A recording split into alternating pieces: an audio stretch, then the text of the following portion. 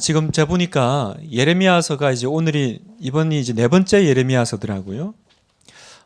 그래서 이제 예레미야서가 이번에 하면 이제 종료가 되고 이제 마무리가 되는데 전체를 한번 이렇게 아우를 수 있는 시간이 되면 좋겠다라는 생각을 합니다. 그래서 그동안 우리 장 목사님하고 예레미야서를 이렇게 좀 세부적으로 많이 보셨을 텐데 오늘 이 시간은 예레미야서 전체를 한번 이렇게 좀 묵상을 하고 그 어떤 전체 맥락을 가지고 이제 남은 11월 달 또 예레미야서를 또 큐티 잘 해나갔으면 좋겠습니다. 예레미야서는 여러분이 아시다시피 선지서입니다. 그래서 제가 이 부분은 예전에 제가 강조할 때 좀 말씀을 드렸던 부분인데 선지서 그리고 선지자에 대해서 잠깐 이렇게 좀 얘기 나누고 또 예레미야에 대해서 얘기 나누도록 하겠습니다. 여러분 구약의 영성이라고 하면 크게 두 가지로 우리가 생각할 수 있는데 바로 제사장적 영성이 있습니다. 율법을 지키고 또 제사, 예배를 통해서 하나님과 또 하나님의 백성과의 관계가 회복이 되고 그러므로 이제 점점 이렇게 하나님이 기뻐하시는 하나님 나라 공동체를 만들어가는 것. 그게 제사장적 영성입니다. 그런가 하면 또 두 번째 영성이 있는데 선지자적 영성이 있습니다. 이건 원래 하나님 말씀을 통해서 그 구심점으로 하나님 백성들이 모여서 하나님 나라를 만들어가고 또 하나님 나라를 세워가야 되는데 그 관계가 이제 깨져서 이제 뭡니까? 하나님과 불협화음이 생겼을 때 그때 하나님이 당신의 제사장 말고 특별한 사람들, 당신의 종들을 보내시는데 그 사람들을 우리가 선지자라고 합니다. 그 선지자들이 나타나서 제사장적 영성이 깨어진 그 결과를 다시 이제 회복시키죠. 이걸 오늘 우리 교회 안의 영성으로 한번 가져와서 적용을 해본다면 우리는 먼저 모이는 교회가 있습니다. 제사장적 영성이죠. 그래서 어쩌든지 우리는 모여서 뭐 해요? 예배 드리고 하나님 말씀 듣고 하나님 말씀 공부하고 그래서 교회는 다른 말로 예배 공동체다 이렇게 말할 수 있습니다. 그러면 또 제사장적 영성이 드러나는 부분이 있는데 바로 이제 흩어지는 교회입니다. 선지자적 영성이죠. 선지자적 영성은 뭐예요? 우리가 이 교회 안에서만 우리끼리 뭔가 좋은 것들을 만들고 누려나가는 것을 넘어서 내가 서 있는 이곳에 하나님의 공의와 사랑이 실현되고 있는가를 살피는 거예요. 그리고 우리의 이 문화 가운데 또 이 세상 정신이 침투해져 있는 이 지역 가운데 하나님 나라가 세워지고 확장되기를 꿈꾸는 그래서 흩어지는 교회는 미셔널 처치라고 우리가 부를 수 있겠습니다. 우리 교회가 사실은 이 두 가지를 굉장히 강조하죠. 그래서 여러분이 우리 교회 홈페이지나 또 주부를 보면 예배 공동체의 그 정신을 많이 또 강조를 하고 동시에 우리는 미셔널 처치를 얘기합니다. 미셔널 처치가 뭘까? 특별히 어려운 얘기가 아니라 모여서 은혜 받았으면 그것 가지고 흩어지자라는 거예요. 그래서 우리가 흩어짐의 또 한 운동으로 1만 성도 파송을 지금 준비하고 꿈꾸고 있죠. 10년에 걸쳐서 지금 준비 중입니다. 그래서 교회의 사명이라고 하면 이 시대 교회의 사명이라고 하면 이 두 가지 영성 어떤 영성이었어요?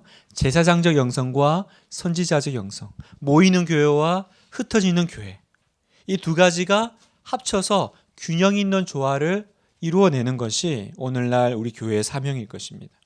그래서 교회 안에 은혜 받고 뜨거운 은혜 가득한 신자로 남아있는 것뿐만 아니라 예수님이 우리를 구원하러 이 세상에 오셨듯이 이제 뭐예요? 나도 세상 가운데로 이제 향해 들어가는 성도가 되는 것 그게 교회의 사명입니다. 그래서 구심점이 있고 또 원심적 중심의 교회가 되는 것입니다. 자, 이게 이제 구약의 이제 영성이고 그 영성을 우리가 오늘날 우리 교회 안에 가져올 수 있는 부분이에요. 그래서 여러분 구약의 유다 백성, 이제 예레미야서에 나오는 유다 백성과 예루살렘은 오늘날 사실은 우리죠. 그죠? 그 당시에 하나님 말 지독히 안 들었던 어떤 한 민족이 아니라 사실은 우리를 얘기하는 거예요. 하나님 말씀을 받은 우리. 그런데 그 유다 백성이 하나님 말씀을 떠나고 예루살렘이 멸망을 당하죠. 그걸 보면서 우리는 어떤 메시지를 받아요? 오늘날 한국 교회를 생각하는 거예요. 오늘날 하나님의 교회와 조국 교회를 생각하는 겁니다. 교회가 세상으로부터 지탄을 받고, 그리고 교회 안에 참 어려움이 있고, 또 교회가 참 소망이 없어 보이는, 마치 그 유다와 예루살렘을 보면서 참 소망 없는 사람들, 그랬던 것처럼 오늘 우리가 그걸 오늘 우리 시대에 우리 교회로 가져오는 거예요. 그래서 이런 사람들이 있을 거예요. 교회를 바라보면서 욕하는 사람도 있고, 교회가 이래가지고 되겠나, 교회가 하여튼 문제야. 그러나 또 다른 한편에 어떤 사람이 있어요. 예레미야 같이 그 교회를 품고 눈물로 기도하는 사람들이 있는 거죠. 눈물로 기도하는 사람들이 있는 거죠. 자, 그 사람들이 이제 선지자예요. 하나님의 마음을 안고, 그죠? 선지자는 단지 야 너네 죄 지으면 벌 받는다, 그거 얘기해 주는 사람이 아니라 그 마음을 이렇게 뭐라 그럴까요? 전달받은, 전수받은 사람들인 거죠. 그래서 그 사람들이 사실은 이제 선지자인데, 선지자는 뭐 하는 사람입니까? 이스라엘의 특별한 이 세 가지 이 죄악의 특징이 있는데, 주로 이제 하나님께 심판받을 때는 항상 이 세 가지 중에 하나가 문제입니다. 이제 멸망받을 때는 이 세 가지가 다 문제가 되죠. 우상을 숭배하고, 우상을 숭배한다라는 것은 다른 말로 하면 하나님보다 더 의지하는 것이 생겼다라는 겁니다. 하나님보다 내 에너지와 시간을 더 투자하는 것이 있다라는 거예요. 요즘 우리 우상 안 섬기잖아요. 누가 집에 뭐 이렇게 돌 같은 거 만들어 놔요? 그래서 저는 우상은 없는데요, 목사님. 아니에요. 여러분의 시간과 에너지와 정성이 가장 하나님보다 많이 들어가는 어떤 대상이 있다면 그건 여러분의 우상이에요. 여러분의 자녀가 우상이 될 수 있습니다. 여러분의 사업이 우상이 될 수 있습니다. 내가 어떤 목표하는 것이 우상이 될 수 있죠. 그리고 사회 불의.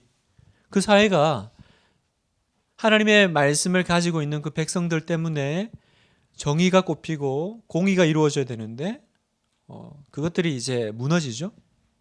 그래서 이제 곳곳에 이제 약한 자들이 공격당하고 아파하고 힘들어하는 일들이 벌어집니다. 그리고 종교 형식주의. 교회는 나와요. 예배는 드려요. 그러나 마음은 떠났어요. 그리고 어떻게 얘기해요? 교회만 나가면, 예배만 드리면 뭐 좋은 일이 있지 않겠나, 이제 그 마음으로 그냥 신앙생활을 하는 거예요. 하나님의 마음에 대해서, 그리고 내 뭡니까 그 중심이 하나님 앞에서 어떤가에 대한 그 관심이 아니라 그냥 빈격적인 신앙생활을 하는 거예요. 뭐 돈 벌면 헌금하고요, 뭐 예배 주일날 안 빠지고, 그럼으로써 내가 해야 될 거 다 했으니까 이제 하나님 복 주시오, 이렇게 믿는 게 종교 형식주의죠. 왜 이런 일이 벌어질까? 두 가지 원인이 있겠습니다. 첫 번째는 하나님과의 관계가 이제 깨어지면 이런 일이 벌어지고, 두 번째 이웃과의 관계가 깨어지면 나타나는 결과입니다. 그래서 선지서의 특징은 이제 그 회개를 선포하죠. 돌이켜라, 너네 잘못했다. 그리고 돌이키지 않으면 심판이 온다. 그리고 궁극적으로는 그 모든 것들을 온전하게 회복시키실 메시아를 이제 소망으로 두죠. 그래서 구약은 사실은 결국은 소망 없는 우리에게, 어떻게 해도 잘 안 되는 우리에게 이제 메시아를 내가 보내주겠다, 구원자를 보내주겠다라는 약속으로 귀결이 되고, 그 약속은, 그 메시아는 누구세요? 예수 그리스도. 그래서 예수님 뭐라 그러세요? 선지자와 모세와 그 모든 글들이 나를 향해서 쓴 글이다, 이렇게 얘기하시죠. 그 모든 소망은 예수님께로 향하는 거예요. 자, 이게 여러분 예레미야서뿐만 아니라 성경의 여러 뭐 호세아, 아모스, 뭐 이런 요엘, 이런 책들을 보면 다 공통적으로 이렇게 우리가 맥락을 잡을 수 있겠습니다. 자, 여기서 하나 좀 짚고 넘어가야 될 게 있는데, 이 선지자라는 사람이요. 그리고 선지자들이 하는 걸 우리가 예언이라고 하는데, 선지자는 어떤 사람들인가? 자, 보겠습니다. 자, 선지자는 히브리어로 나비라고 읽습니다. 나비. 나비라는 이 히브리어의 원어적 뜻은 뭐냐면 the one who was spoken to. 이게 무슨 말이에요? 내가 말하는 사람이 아니라 말하도록, 수동태잖아요. 말하도록 된 사람. 그러니까 다른 말로 하면 말을 받은 사람이 선지자요, 예언자인 거예요. 그러면 성경에 보면 그 반대로 나오는 거짓 선지자가 있죠. 그럼 거짓 선지자는 누가 거짓 선지자일까요? 말을 들은 적이 없는 사람이 거짓 선지자인 거예요. 말이 들은 적이 없는데 막 말을 해. 그럼 이 어디서 나온 걸까요? 자기 마음에서, 그죠? 자기 생각에서 이럴 거다라고 이제 막 말을 하는 걸 성경에서는 이제 거짓 선지자다 이렇게 얘기합니다. 그래서 그 영어로 우리가 선지자를 프로핏이라고 하는데, 이 프로라는 말은 앞이라는 뜻보다는 뭐뭐를 대신한다. 그러니까 하나님 대신해서 말을 하는 사람이다. 이렇게 이해를 할 수 있죠. 그래서 선지자는 예언자인데, 예언자는 여러분 잘 아셔야 돼요. 예언자는 이 뭔가 일어날 앞날을 점치는 점쟁이가 아니에요. 성경에서 선지자 예언자는 하나님의 말씀을 받은 사람. 그래서 그 말씀을 받아서 대신 전해주는 사람이 이제 예언자인 거죠. 그래서 성경에 이제 예언이라는 말도 우리가 예언 그러면 미리 주는 말씀, 이제 한자로 대충 생각을 하면 미리 예자가 아닐까 이렇게 생각을 하는데 그렇지 않습니다. 어떤 글자를 쓰냐면 맡길 예자예요. 예언이라는 단어도. 그래서 하나님께서 맡기신 말씀을 전달하는 것. 우리가 쓰는 한글도, 한글에 있는 우리 한글 성경에 있는 예언이라는 단어도 맡겨진다라는 거지 뭔가 앞에 있는 것들을 미리 알아서 이렇게 말하는 내용이 아닙니다. 그래서 점치는 게 아니에요. 간혹 이렇게 선지자나 예언자를 무슨 이렇게 점쟁이 같이, 그래서 앞일이 궁금하면 찾아가 가지고 이렇게 묻는, 이건 여러분 특정한 시기에 특정한 나라에서 특정한 사람을 통해서 특정한 백성에게 하나님이 주시는 말씀인데 이게 이제 구약적 개념이에요. 그런데 이제 신약으로 넘어오면 신약에도 사실은 예언이 나와요. 사도 바울도 뭐라 그러세요? 예언하기를 사모하라 그러죠. 그래서 또 어떤 분들은 예언이라는 은사를 내가 또 받아야 되나 보다. 그거 받으면 좋겠다. 내가 앞날에 무슨 일이 있을지 알면 얼마나 좋겠어요. 이번에 로또를 사야 되는데 말입니다. 근데 사도 바울이 말씀하신 예언하기를 사모하라는 것도 하나님이 맡기신 말씀을 전하는 거예요. 그럼 이게 왜 전하겠어요? 그 말씀을 들은 사람을 구원하고 살려내는 게 목적이죠. 그러면 우리는 이 구약 시대에는 성경이 없었어요. 근데 우리 오늘 이 시대에는 뭐가 있어요? 기록된 하나님의 말씀이 있어요. 그죠? 우리는 그 말씀을 받았죠. 그래서 그 받은 말씀을 가지고 한 영혼을 살리는 것이 예언하는 거예요. 앞날을 점치는 기도하는 게 예언이 아니라 신약에서도 예언을 사모하는 건 하나님이 맡겨주신 성경 말씀을 가지고 한 영혼을 살리는 거. 그래서 교사, 순장님, 그리고 목사, 이런 사람들이 성경적으로 보면 사실은 예언하는 사람들인 거예요. 뭐 어떻게 하는 거예요? 말씀을 묵상하고 하나님의 말씀을 연구해서 하나님의 뜻이 이렇구나. 그래서 그 말씀을 가지고 성도를 신방하고 그 말씀을 가지고 그 성도를 격려하고 권면하고 살려내잖아요. 그게 예언의 은사예요. 선지서에서는 이렇게 동일하게 자주 등장하는 표현이 있는데 이게 내 얘기가 아니다라는 표현을 계속해요. 그게 여호와의 말씀이니라. 이는 여호와의 말씀이니라. 이 얘기는 뭐예요? 내가 거짓 선지자가 아니다라는 거예요. 이게 없는데 자기가 막 꿈꾸고 생각해가지고 뭔가 얘기하는 사람은 그건 하나님께 받은 적이 없는 것을 말하기 때문에 큰 심판을 받죠. 그래서 거짓 선지자는 성경에 보면 대부분 참 이렇게 비참한 죽음을 맞이합니다. 자, 그러면 이제 우리가 살펴볼 사람이 예레미야인데 예레미야도 선지자잖아요. 그래서 예레미야가 하나님께 말씀을 받습니다. 말씀을 받고 이 불의와 하나님의 말씀을 떠난 이스라엘 백성들에게 찾아가서 이야기를 하죠. 그래서 선지자는 어떻게 해요? 말씀을 받아서 이스라엘 백성들이 율법의 길에서 떠났을 때 경고하고 그대로 가면 멸망당하게 될 거다라는 말을 계속 전달합니다. 그러나 예레미야는 선지자로 보면 굉장히 좀 비참한 사람이에요. 왜냐하면 이렇게 전달해가지고 그 들은 유다 백성들이 회개하고 살아나고 구원받으면 좋은데 사실은 그런 일이 일어나지 않았죠. 오히려 이야기하면서 엄청 핍박당하고, 그죠? 괜히 이렇게 좋은 소리 안 하고 나쁜 소리 한다고 막 핍박당하고 또 자기 눈으로 자기가 예언한 대로 망하는 거 보고 망할 때 자기 죽지도 않아요. 또 살아가지고 그 시간들을 통과하고 견뎌내는, 그래서 우리가 예레미야를 눈물의 선지자 이제 이런 표현들을 많이 씁니다. 자, 우리가 이제 예레미야서를 볼 텐데 여기 사진이요. 이게 이분이 예레미야예요. 이게 굉장히 유명한 사진입니다. 미켈란젤로의 예레미야입니다. 딱 표정이 예레미야구나 느낌이 오죠, 그죠? 어쩐 얼마나 고통스러울까. 그래서 인터넷에 예레미야 쳐보면 대부분 이런 표정으로 앉아 계십니다. 예레미야는 이렇게 즐거운 이렇게 웃는 얼굴 상이 하나도 없어요. 다 이러고 계셔요. 예레미야서를 이제 한번 전체적으로 쭉 살펴보려고 하는데 여러분 예레미야서는 왕이 5명이 나옵니다.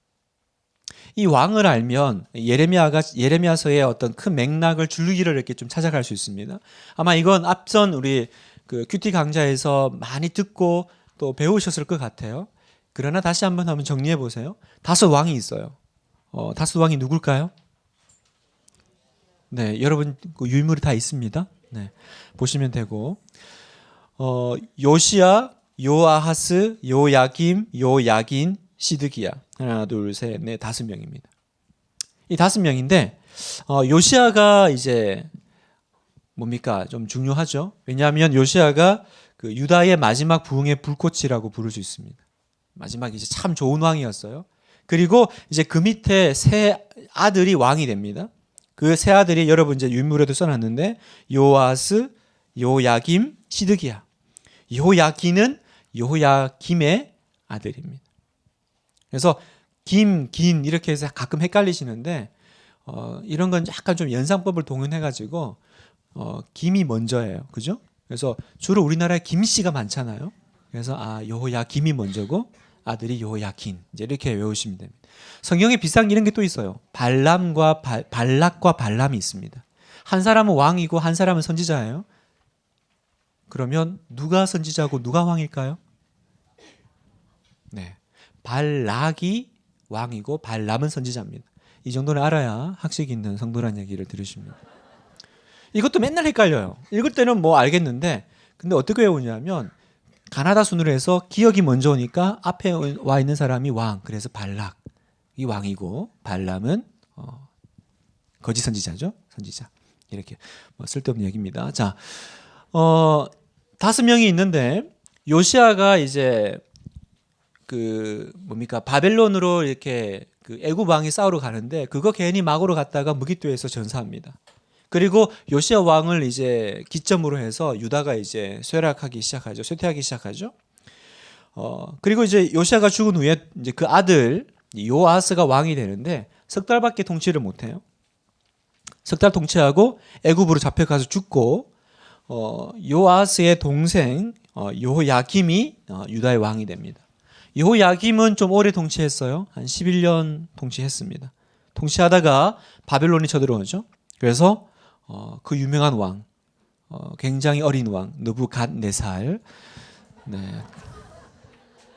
이런 거 안 좋아하시나 봐요. 네. 느부갓네살 왕이 잡아가고 이제 요야김의 아들이 이제 왕이 되죠. 요야김의 아들도 얼마 통치를 못해요. 한 석 달 통치하고 또 잡혀갑니다. 바벨론으로 잡혀가서 삼촌이죠. 숙부라고 하는, 숙부니까 요시야의 아들인 거죠. 시드기야가 왕이 됩니다. 그리고 이 시드기야 왕 때 그렇게 말했지만 그렇게 말 안 듣다가 결국은 유다는 멸망하고 예루살렘은 이제 다 무너집니다. 그래서 이게 예레미야서를 보면 사실 여기 요아스하고 요야기는 석 달밖에 통치 안 했잖아요. 그러니까 예레미야서의 대부분의 그 배경은 요야김하고 시드기야, 요시야 때 이제 요시야 13년 때 예레미야가 이제 하나님의 소명을 받거든요. 그러니까 주로 이 세 왕 때 이제 관련된 얘기들이 많죠. 두 분은 이제 통치 기간이 짧으니까요. 그럼 예레미야서는 이제 어떤 책이냐? 하나님의 말씀을 받죠. 그래서 하나님이 이제 돌이켜라, 심판한다. 그런데 계속 말씀을 안 듣죠. 안 들으니까 이제 두루마리에 하나님의 말씀을 받아서 보냈는데 그 여훗이라는 신하가 왕에게 읽어줬더니 여러분이 잘 아시는 그 유명한 거, 하나님의 말씀을 읽어주는데 그거를 이렇게 읽으면 그걸 이렇게 잘라가지고 불에 던져서 태워버리죠. 읽는 즉시. 아주 못된 왕이죠. 그리고 아주 용감한 왕입니다. 다 이렇게 태웁니다. 그래서 요야김이 그걸 다 태웁니다. 그래서 예레미야가 다시 두 번째 자신의 이제 받은 예언의 말씀을 서기관 바룩이라고 하죠. 이제 바룩에게 이제 다시 비서입니다. 구술하게 하고 기록하게 한 것이 이제 오늘 우리가 읽고 있는 예레미야서입니다. 그래서 예레미야서를 보면 전체적으로 총 52장까지 되어 있는데 25장까지는 이제 예루살렘과 유대에 대한 하나님의 심판의 말씀이 이제 선포가 되죠. 예레미야가 이제 뭡니까? 소명을 받는 부분부터 해서 말씀을 받고 그 다음에 이 얘기 때문에 이제 예레미야가 참 고난을 많이 당합니다. 그래서 예언 그 활동을 하면서 이 예레미야의 어떤 고난의 이야기가 나오고 그리고 46장부터 51장까지는 이스라엘 주변의 민족들에 대한 심판의 얘기가 나옵니다. 왜 이스라엘 주변의 심판의 얘기가 나올까? 계속 이 유다가 하나님만 의지하고 돌이키라고 하는데 하나님 의지하지 않는 거예요. 왜 의지하지 않을까요? 믿는 구석이 있으니까. 그 믿는 구석이 뭘까요? 이 옆에 주변 나라들인 거예요. 그래서 하나님께서 네가 그거 믿어? 그럼 내가 그거 심판해버리고 없애버릴 거야. 그래서 유다가 이스라엘이 조금이라도 소망을 두고 의지할 만한 것에 대해서 하나님께서 심판을 말씀하십니다. 그리고 마지막 52장은 일종의 부록이에요. 왜냐하면 예레미야서를 읽어보면 51장에 예레미야의 말이 다 끝난 것처럼 나옵니다. 그런데 이 52장이 왜 붙었냐? 이거는 아마 후대에 붙어졌을 거라고 생각을 하는데 이 예레미야가 예언한 대로 실제로 됐냐 안 됐냐를 이제 나중에 후세 이제 기자가 보고 이제 첨가한 부분이다라고 이제 봅니다. 그래서 실제로 하나님께서 말씀을 주신 것처럼 또 예레미야가 예언한 것처럼 그래서 예루살렘은 함락되고 바벨론 포로로 결국은 잡혀간 이제 그 이야기가 이제 성취가 되는 거죠. 그리고 이제 여러분이 보시는 큐티 매일 성경 11호를 보면 33장부터 마지막 52장까지를 이제 묵상을 하게 되는데요. 이 부분은 여러분 그 매일 성경 다 그 가지고 계시죠? 거기 앞에 보면 아주 이렇게 자세하게 써 있습니다. 그래서 참조할 것. 네. 읽어보시면 됩니다. 오랜만에 하려니요. 아주 좋네요. 이게 뭐 참조하시라고 말씀만 드리면 되잖아요. 그래서 아주 제가 이렇게 뭐 설명을 할까 했다가 보니까 내용은 많고 근데 뭐 설명은 뭐 너무 잘 돼 있으니까 그거 보시면 될 것 같고요. 그러면 나머지 시간은 뭐 할 겁니까? 나머지 시간은 제가 아까 말씀드린 대로 이 예레미야서 전체를 통해서 하나님께서 던지시는 전체 맥락을 좀 보고 그 맥락을 좀 드러내는 중요한 본문들을 총 5가지로 한번 나누어서 살펴보려고 합니다. 그래서 여러분이 이 큰 메시지, 그러니까 우리가 어떤 걸 읽을 때든 여러분 성경을 읽을 때는 성경을 그 속에서만 들어서 읽으면요 부딪히는 부분이 생길 수가 있어요. 그때 그걸 어떻게 해결해야 됩니까? 성경 전체가 말하고 있는 그 메시지를 내가 지도로 가지고 그죠? 뼈대를 가지고 그 세부적인 걸 읽어야 그것들을 내가 해결해낼 수가 있습니다. 안 그러면 그 안에서 그 본문들이 서로 부딪힐 때 이걸 어떻게 해결해야 되나 이제 어려워지는 거죠. 그러니까 제가 지금 이제 남은 시간 좀 말씀드릴 거는 뭐냐면 예레미야서 전체가 전체 어떤 맥락, 그죠? 전체 큰 덩어리라고 보시면 되겠습니다. 첫 번째 예레미야 1장에 보면 나오는 내가 너를 선지자로 세웠노라 하시는 말씀입니다. 바로 하나님께서 예레미야를 부르시는 장면이죠. 이분도 예레미야예요. Holy Prophet 제레미야 이렇게 있죠. 제레미. 자, 예레미야의 데스티니, 예레미야의 운명. 하나님께서 그냥 잘 살고 있는 예레미야를 어느 날 부르십니다. 부르셔서 내가 너를 선지자로 좀 쓰려고 한다. 이제 너무 이제 당황스럽죠. 성경에 보면 하나님이 당신의 사람을 부르시는 어떤 그 절차가 있습니다. 근데 그건 항상 거의 비슷해요. 하나님이 이렇게 하면 반드시 인간은 일단은 안 한다 그럽니다. 처음부터 한다는 사람이 잘 없어요. 그래서 여기도 보면 똑같이 하나님이 부르면 예언자가 거절합니다. 그러면 또 하나님이 설득하죠. 모세도 그랬고. 그리고 설득하면서 그냥은 안 따라오니까 이제 약속을 막 해주십니다. 내가 너와 함께 하겠다. 내가 너를 도와주겠다. 그래서 여기 이제 한번 볼까요? 1장 5절 같이 한번 읽어보겠습니다. 시작. 내가 너를 모태에 짓기 전에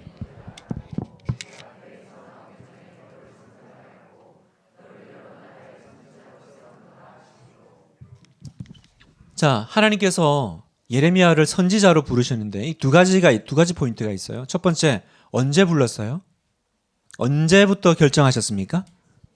그죠? 태어나기 전부터 사실은 너는 이거 하려고 태어날 거야 라고 하나님은 결정하셨다는 거죠. 두 번째, 단지 한 유다 땅에 이스라엘의 선지자가 아니라 여기는 어떻게 얘기하세요?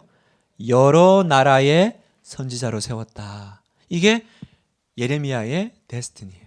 예레미야의 운명이에요. 하나님은 원래부터 예레미야를 선지자로 세우기를 원하셨습니다. 그러나 예레미야는 나중에 이제 자신의 해야 될 사명을 이제 깨닫게 되죠. 저는 이걸 보면서 여러분도 동일하리라고 믿습니다. 우연히 이 세상에 태어나서 그냥 하루하루를 그냥 살다가 하나님 앞에 가는 사람들이 아니시다라는 거예요. 저도 그렇고 여러분들도 그렇고 우리는 뭐 해야 돼요? 항상 고민하고 기도해야 돼요. 뭘 기도해야 돼요? 하나님, 제가 모태에 짓기 전에 저를 아시고 제가 하기를 원하시는 그 일이 뭡니까? 라고 물어보셔야 돼요. 그 일을 찾게 해달라고 기도하셔야 돼요.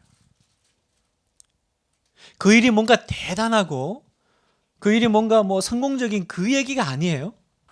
나는 네가 이거 했으면 좋겠다라고 하는 그 일이 뭐냐라는 거예요. 만약에 여러분이 기도하고 묵상하는 가운데 그걸 찾으시면 그때부터 사실은 뭐 일이 안 바뀔 수도 있어요. 내가 알고 봤더니 내가 하고 있는 일이 하나님께서 원하셨던 일이다라고 하면 똑같은 일을 하는 거잖아요. 그런데 뭐가 바뀌어요? 내 마음이 달라지는 거예요. 나는 그때부터 뭐가 돼요? 나는 소명자가 되고 나는 사명자가 되는 겁니다. 그래서 여러분, 하나님은 예레미야를 부르신 것처럼 여러분도 똑같이 부르십니다. 그냥 여러분 이 땅에 아무 이유 없이 어쩌다가 실수로 태어나신 분은 아무도 없어요? 아, 내가 그런 존재구나. 그거 알고 계셨어요? 혹시 그거 위해서 기도하셨습니까? 우리는 정자와 난자의 결합물이 아닙니다. 그죠? 단지 뭐 그런 거 있잖아요. 너는 안 낳으려고 했는데 실수로 나와버렸다. 미안하다. 뭐 부모님이 뭐 혹시 그런 얘기 하십니까? 설령 부모가 실수해도 하나님이 허락하지 않으시면 안 태어납니다. 그죠? 하나님이 허락하셔야만 태어나는 게 사람이에요. 그러면 하나님께서 그냥 우리를 이 땅에 보내지 않으셨을 거라는 걸 여러분이 믿으셔야 돼요. 그리고 뭘 기도하셔야 돼요? 하나님이 예레미야를 그렇게 알고 부르셨던 것처럼 하나님 저를 아시죠? 저를 불러주시고 한 분밖에 없는 내 이 인생을 정말 가치 있는 하나님 일에 쓰고 싶은데 하나님 저 뭐 해야 됩니까? 저 뭘 해야 되는 사람입니까? 물어보셔야 돼요. 기도하셔야 돼요. 혹시 그런 기도를 한 번도 드린 적이 없다면 오늘 저녁에 이 강의가 끝나고 기도해 보세요. 하나님께서 여러분 마음속에 소명의 음성을 들려주실 것입니다. 그래서 예레미야는 한 유다의 선지자가 아니었습니다. 예레미야는 열방의 선지자로 부름받았죠. 그래서 우리도 하나님 앞에 이렇게 기도해야 돼요. 하나님, 제 삶이 당신 앞에 있습니다. 나를 당신의 뜻에 맞게 사용하시고 원하시는 그 일을 발견할 수 있도록 도와주시옵소서. 그러면 이제 그 사람의 삶이 뭐라 그럴까요? 미스터 선샤인이 되는 것 같아요. 찬란하게 빛나기 시작합니다. 뭐 고난의 연속이고 좀 어려운 일을 하고 다른 사람이 알아주고 몰라주고 그건 아무 의미가 없어요. 그죠? 하나님이 알아주시고 하나님이 나에게 이 일을 하라고 하셨고 나는 이 일을 하려고 태어났고 나 이거 하다가 죽을 거야. 그러면 그분은 미스터 선샤인이에요. 하나님, 제 삶이 당신 앞에 있으니 하나님 뜻에 맞게 나를 사용해 주세요. 한 번밖에 못 사는 내 삶인데 정말 가장 가치 있는 일에 내가 한번 드려지고 쓰임받기를 원합니다. 그 기도를 들으시면 하나님이 기뻐하실 거예요. 자, 예레미야는 하나님께서 열방의 선지자로 부르셨습니다. 근데 이 열방의 선지자다라는 이것이 결국은 예레미야를 힘들게 해요. 유다의 선지자면 그냥 유다 민족만 생각하며 살면 되거든요. 그런데 열방을 사실은 향한 하나님의 뜻과 계획을 듣고 이야기를 하다 보니까 한 민족에 국한된 뭡니까? 이 국수주의적인 그런 부분들에서는 아무래도 충돌이 일어날 수밖에 없죠. 그 당시에 거짓 선지자들이 있었습니다. 그 사람들은 어떤 얘기했어요? 유다 잘 될 거다. 어려운 일이 생기면 빨리 회복될 거다. 포로로 잡혀가면 빨리 돌아올 거다. 뭐예요? 계속 우리 민족은 잘 되고 우리 민족은 하나님이 축복하시고 하나님은 우리 민족과 함께 하셔. 이게 거짓 선지자들이 얘기했거든요. 그러니까 바벨론에 대한 이해도 다른 거예요. 거짓 선지자들에게는 바벨론은 그냥 하나의 민족의 적일 뿐입니다. 우리나라에 쳐들어온 아주 나쁜 놈들. 그죠? 우리가 물론 좀 잘못했긴 했지만 얘네들은 진짜 못된 놈들이에요. 나쁜 놈들. 그런데 열방의 선지자로 부름받은 예레미야에게는 하나님의 심판의 도구예요. 이것도 하나님이 쓰시는 도구이고 통로고 채널인 거죠. 그래서 예레미야는 바벨론에 항복하라 그래요. 이게 말이 될까요, 여러분? 이게 하나님의 음성이다라고 그냥 생각을 하고 그냥 유다 백성의 입장에서 받을 만한 내용입니까? 일제시대라고 생각을 해보세요. 막 일제가 쳐들어와가지고 우리를 막 핍박하는데 계속 누가 항복하라 그래요. 여기 잘 살아라 그래요. 그러면 그 사람은 진짜 이제 친일파 매국노 되는 거 아니에요? 그러니까 예레미야의 삶이 얼마나 눈총받고 그죠? 핍박받고 고난받는 삶이었을지. 그래서 결국은 예레미야가 예언한 대로 바벨론 잡혀가거든요. 잡혀갈 때 그 민족들이 그 백성들이 그랬을까요? 네 말 들을 걸. 결국 네 말 들을 텐데 그랬을까요? 예레미야 보고 그러지 않았을까요? 이런 건 성경이 없지만 이제 네 말 들어야 돼서 좋냐? 그래서 아주 속이 시원하겠지. 아마 그렇게 비아냥 그리면서 잡혀가지 않았을까? 그래 네 소원대로 돼서 좋겠다 아주. 이게 예레미야의 그지 고난이고 고통이죠. 여러분 하나님께서 교회를 부르실 때 교회는 그냥 우리끼리 공동체 아까 구심점 그죠? 우리가 잘 모여가지고 어떤 제사장적 영성을 만드는 그런데 단지 그걸로만 있으면요 여러분 우리가 하나님의 마음을 잃어버릴 수가 있어요. 그리고 이 세상을 향한 그리고 세상 역사를 향한 하나님의 뜻과 계획은 놓치고 계속 여기서 우리끼리 잘 먹고 잘 살고 은혜 누리는 것 여기에만 우리가 집중하면 살아갈 수밖에 없어요. 우리가 인큐베이팅 교회 왜 합니까? 우리는 왜 기존 성도 안 받아요? 왜 우리는 10년 뒤에 이제 교회 흩을 거라고 얘기합니까? 아니 이렇게 좋은데 여기서 초막셋을 지어가지고 나 하나 살고 우리 아들 살고 내 조카 살면 딱 좋겠는데 왜 이 교회를 흩으려고 해? 왜냐하면 교회는 우리끼리 잘 먹고 잘 사는 곳이 아닌 거예요. 여러분 이 세상을 향한 그죠? 이 땅을 향한 하나님의 마음과 하나님의 뜻을 우리가 살피지 못하고 놓치면 계속 뭐라 그럴까요? 하나님과 충돌이 일어날 수 있어요. 그리고 하나님이 우리에게 주시려고 하는 것들을 난 받기 싫어. 난 안 받을 거야. 마치 그 유다 백성들이 그 예레미야의 말을 거절하는 것처럼 그럴 수가 있는 거예요. 여러분 잘 생각해 보세요. 하나님이 여러분의 삶 가운데 어떤 음성을 주세요? 하나님이 여러분의 인생을 어디로 인도하세요? 그걸 단지 그냥 나의 개인의 삶으로 보시면 이해가 안 될 때가 있지만 큰 하나님 나라의 관점에서 그죠? 그 하나님의 구원 역사의 그 관점에서 한번 이해를 해본다면 나는 왜 흘러 여기까지 왔나? 나는 왜 이 사람들 속에 살고 있나? 그죠? 나는 왜 이 사람과 함께 일하고 있나? 그 속에는 단지 나 한 명의 야망과 목적과 욕심을 이루어주는 그런 신앙의 어떤 단편적인 모습이 아니라 하나님의 어떤 구원의 큰 그림 가운데 내가 지금 들어와 있는 건 아닐까요? 그래서 우리가 뭐 해야 돼요? 기도를 확장해야 돼요, 여러분. 여러분의 그 삶을 바라보는 시각을 확장하셔야 돼요. 그러면 여러분은 열방의 성도예요. 열방의 성도예요. 그러지 않으면요, 내 삶에 들어오는 이 바벨론은요, 그냥 못된, 내 삶에 들어오는 고난, 그죠? 질병, 어려움은 빨리 없어져 버려야 될 방해물. 왜 들어와서 나를 괴롭히나? 하나님 빨리 제거해 주세요. 이걸 허락하시는 하나님의 뜻에 대해는 관심이 없어요. 그래서 나중에 어떻게 돼요? 그걸 허락하는 하나님 기도하다가 뭐 이런 하나님 내가 왜 믿어? 분노하고 나 그러면 떠날 거야. 신앙을 떠나는 분들도 있죠. 하나님의 어떤 더 큰 그림 가운데 뜻과 계획을 내가 살피지 않으면 우리는 그냥 이생의 정욕과 안목의 정욕과 육신의 자랑을 위해서 신앙생활을 하는 사람이 될 수밖에 없어요. 더 넓게 보셔요. 이 세상을 보세요. 여러분, 이 세상은요, 한 방향을 향해 가고 있고요. 이 세상은 영원히 지속될 세상이 아니에요, 여러분. 하나님의 역사는 시작됐고 하나님의 역사는 이제 끝납니다. 땅끝까지 이르러 내 복음이 전파되면 그제야 끝은 오고 우리 주님은 다시 오신다. 마라나타 말씀하셨습니다. 이 큰 하나님의 그 구속 역사 가운데 자신의 어떤 삶을, 그죠? 데스티니를 깨닫지 못하면 우리는 그냥 내 욕심 위해서 기도하고 득세하고 동판 받고 좋아하고 그럴 수밖에 없는 거예요. 자, 그랬더니 예레미야가 그런 거라면 제가 하겠습니다. 이랬을까요?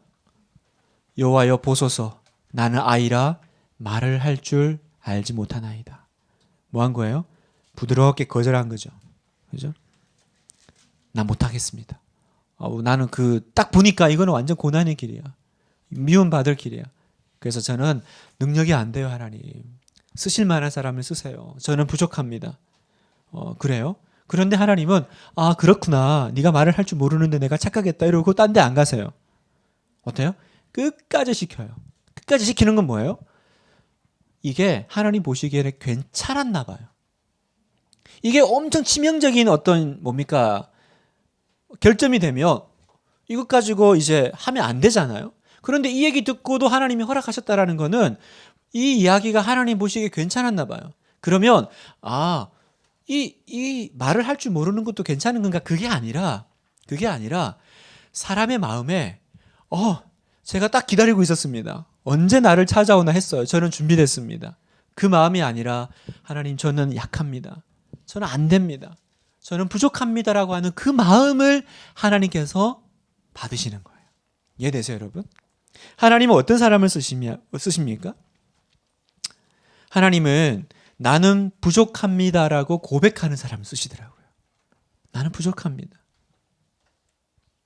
하나님이 쓰시기에 가장 합당한 때는 언제입니까?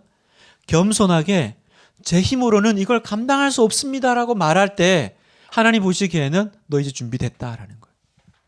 준비 안 됐을 때가 언제인 줄 아세요? 나 이제 준비됐는데 하나님이 나타나시더니 일 시킬 줄 알았더니 넌 좀 더 기다려. 그때 기분 나쁘면 준비 안 된 거예요.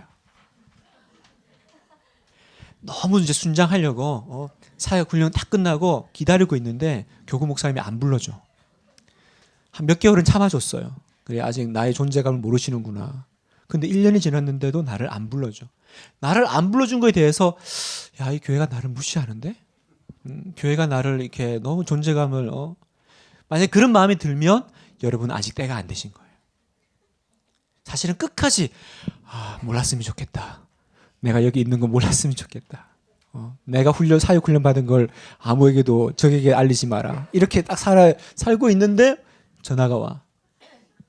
아닌 것 같아요. 그러면 사실은 목사가 딱 그 얘기를 들으면 이분은 이제 써야겠다. 그런 생각이 드는 거예요.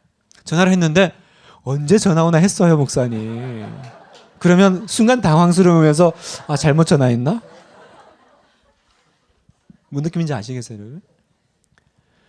그래서 저는 저희가 이제 사람을 세우잖아요. 순장을 컨택을 하고 사람을 세울 때 너무 자신만만하면 오히려 걱정돼요. 이분 괜찮을까? 왜냐하면 자신만만하다는 건 자기 믿고 있는 구석이 있다라는 거거든요. 믿고 있는 구석이 있는 사람은 기도 안 해요. 그 사람은 자기 힘으로 해요.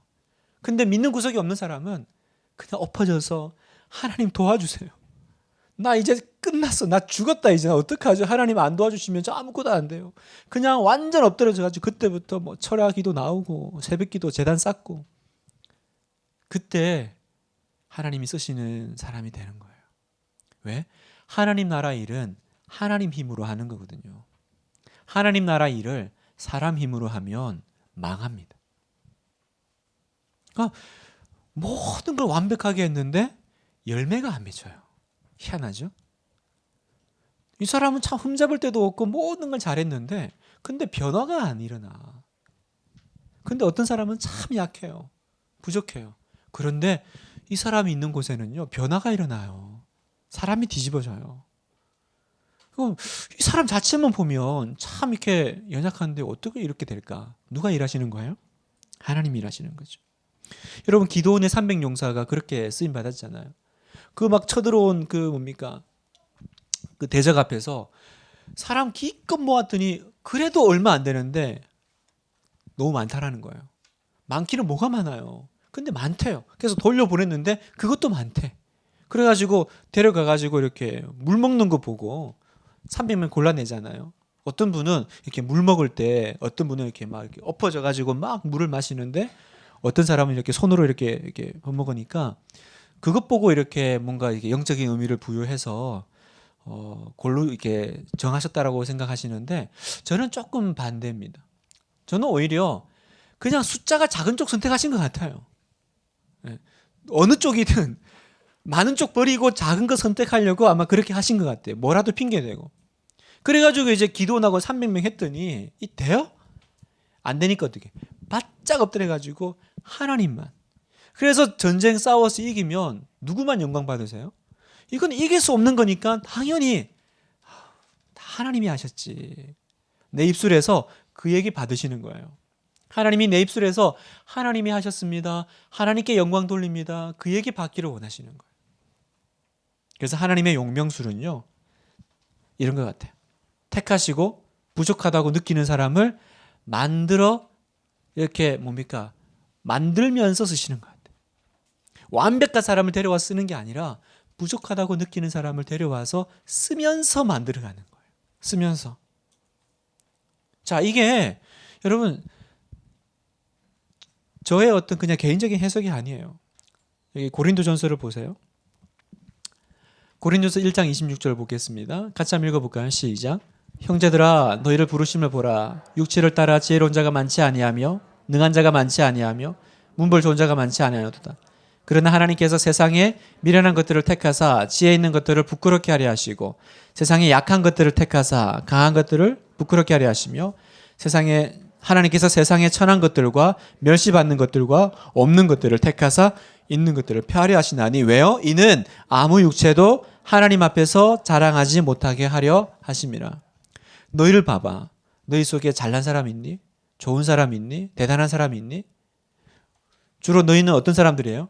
미련한 것, 그죠? 약한 것, 또 뭐 있습니까? 천한 것, 멸시받는 것, 없는 것. 그게 너희들이잖아. 그런데 하나님이 그런 사람들을 들어가지고 일하시더라는 거예요. 이게 하나님이 쓰시는 사람의 조건입니다. 그런 면에서 우리는 조건이 충분하죠. 그죠? 네. 여기 천한 분, 멸시받는 분, 약한 분 얼마나 많습니까? 그러니까 우리는 그것 때문에 나는 안 돼. 하나님 나는 안 쓰실 거야. 그렇게 어려워하시지만 사실 하나님은 그런 사람들을 통해서 영광 받으시는 거예요. 그래서 혹시 내가 하나님 앞에서 나 약함 때문에 고민이라면 용기를 내세요. 나는 정말 하나님 쓰시기에 너무 완벽하게 준비되어 있구나. 다만 자랑만 안 하면 돼요. 다 해놓고는 누가 대단하세요 그러면 그죠, 하나님도 하셨지만 나도 했죠, 이러면 망하는 거예요. 모든 영광 하나님께. 모든 영광 하나님께. 결과는 하나님 몫이에요. 그렇게 하나님께 부름받아 쓰여지면 우리 안에 두려움은 뭐예요? 이런 약한 내가 뭐 하라고 해서 하긴 하는데 근데 그 사람들이 내 말을 듣겠습니까? 무슨 좋은 결과가 나오겠습니까? 여러분, 결과는 하나님께서 하시는 거예요. 우리는 뭐만 하면 돼요? 여호와께서 내게 이르시되 너는 아이라 말하지 말고 내가 너를 누구에게 보내든지 너는 가며 내가 내게 무엇을 명령하든지 너는 말할지니라. 하나님께서 우리에게 말씀하시는 건 뭐예요? 듣고 안 듣고는 듣는 사람 몫이고 너는 뭐 하라고요? 너는 내 말에 듣고 순종하라는 거예요. 가라는 곳에 가고 내가 하라는 말 전에 가서 안 들으면요. 그건 그 사람들 몫이고 네 책임 아니야. 그거는 내 책임. 이해되세요, 여러분? 우리의 사명이 있다면 우리의 사명은 뭐예요? 하나님이 가라는 곳에 가고 하라는 거 하는 게 우리의 사명이에요. 결과는 하나님 몫인 거죠. 나중에 우리가 천국 가서 하나님 앞에 서면 하나님이 우리에게 물으실 거는 결과에 대한 책임이 아니라 순종에 대한 책임이거든요. 내가 하나님 말씀대로 순종해가지고 그걸 했는데 잘 안 된 건 그건 뭘 누굴 탓하겠어요. 그걸 부르신 내가 분명히 약하다 그랬죠. 내가 분명히 못한다 그랬죠. 그랬는데 하나님이 쓰셨으니 그건 하나님 책임인 거예요. 거기에 대해서는 하나님께서 뭐라고 안 그러실 거예요. 하나님이 뭐라 그러실까요? 나는 너를 내 마음대로 사용했던 적이 없어. 넌 참 나를 잘 사용하더라. 엄청 기도 열심히 하대 아주. 뭐 주세요, 해주세요, 뭐 달라고 얘기. 너는 엄청 나를 잘 사용했어. 그런데 있잖아, 김인용 목사야. 나는 너를 내 뜻대로 참 흔쾌히 사용한 적이 없어. 난 너 뭐 일 시키려고 그러면 엄청 고민 많이 했다. 너는 일단 무조건 안 한다 그러잖아. 그러나 우리의 사명은 뭐예요? 하나님이 가라고 하는 곳에 가고 하라고 하는 것을 하는 거. 결과는 그러면 뭐 시키신 하나님 몫인 거죠. 그걸 깨달을 때 여러분은 누가 돼요? 또 사명자가 되시는 거죠. 그리고 여러분이 서 있는 그 자리는 소명지가 되는 겁니다. 거룩한 땅이 되는 거죠. 자, 두 번째, 성전이라 하는 거짓말을 믿지 말라. 예레미야 7장에 나오는 말씀입니다. 이 사진도 굉장히 유명한 사진입니다. 렘브란트의 예레미야입니다. 비슷하죠, 그죠? 네. 자, 볼까요? 예레미야 7장 4절에 보면 너희는 이것이 여호와의 성전이라 하는 거짓말을 믿지 말라. 이게 무슨 말이냐면 하나님이 예레미야 보고 너 성전에 가서 성전에 오는 사람들한테 이제 설교를 하는데 이렇게 얘기하라는 거예요. 여기 성전 아니다. 성전에 예배하러 오는 사람들을 향해서 여기 성전 아니다. 성전이라고 하는 말을 믿지 마. 그 거짓말이야. 이렇게 말하래요. 이유가 뭐냐? 9절에 나옵니다. 너희가 도둑질하며 살인하며 간음하며 거짓 맹세하며 바알에게 분향하며 너희가 알지 못하는 다른 신들을 따르면서 내 이름으로 일컫는 이 집에 들어와서 하는 말이 내 앞에 말하기를 우리가 구원을 얻었나이다 하느냐. 무슨 말이에요? 도둑질, 살인, 간음 이건 다 뭐예요? 하나님이 싫어하시는 거. 십계명 어기고 죄 짓고. 그죠? 그러니까 하나님 말씀대로는 하나도 안 살면서 성전에 들어오기만 하면 구원 얻는다고 하는 그 맹목적인 신앙에 대해서 하나님께서 지금 지적하시는 거죠. 그래서 뭐라 그러세요? 여기 성전 아니야. 그럼 성전이 아니면 뭡니까? 여기 도둑집이지. 도둑의 소굴. 자, 11절에 보면 내 이름으로 일컫는 이 집이 너희 눈에 도둑의 소굴로 보이느냐? 보라, 나 곧 내가 그것을 보았노라. 봐봐, 이게 내 집이라고? 아니야. 이건 성전 아니야. 그럼 뭔데요, 하나님? 이건 도둑놈 집이지. 도둑놈 집이지. 왜 도둑놈 집입니까? 성전이고 예배 드려지는데 왜 도둑놈 집입니까? 이유는 하나예요. 거기 사는 사람들이 도둑들이면 도둑놈 집이죠. 그죠? 뭐 다른 이유가 있나요? 도둑이 타워팰리스 살아도, 그죠? 도둑놈이 살면 그 집은 도둑놈 집이에요. 성전이 왜 도둑집이 됐습니까? 도둑의 소굴이 됐습니까? 거기 와서 예배 드리는 사람이 다 도둑놈이라는 거죠. 그 당시 사람들은 그냥 교회 가서 예배만 드리면, 기도만 하면, 그죠? 내가 그냥 교회에서 하라고 하는 거 그냥 하면, 그러면 구원 얻는 거야. 하나님이 나와 함께 해주실 거야. 복 주실 거야. 그렇게 생각했는데 하나님은 그건 착각이라는 거예요.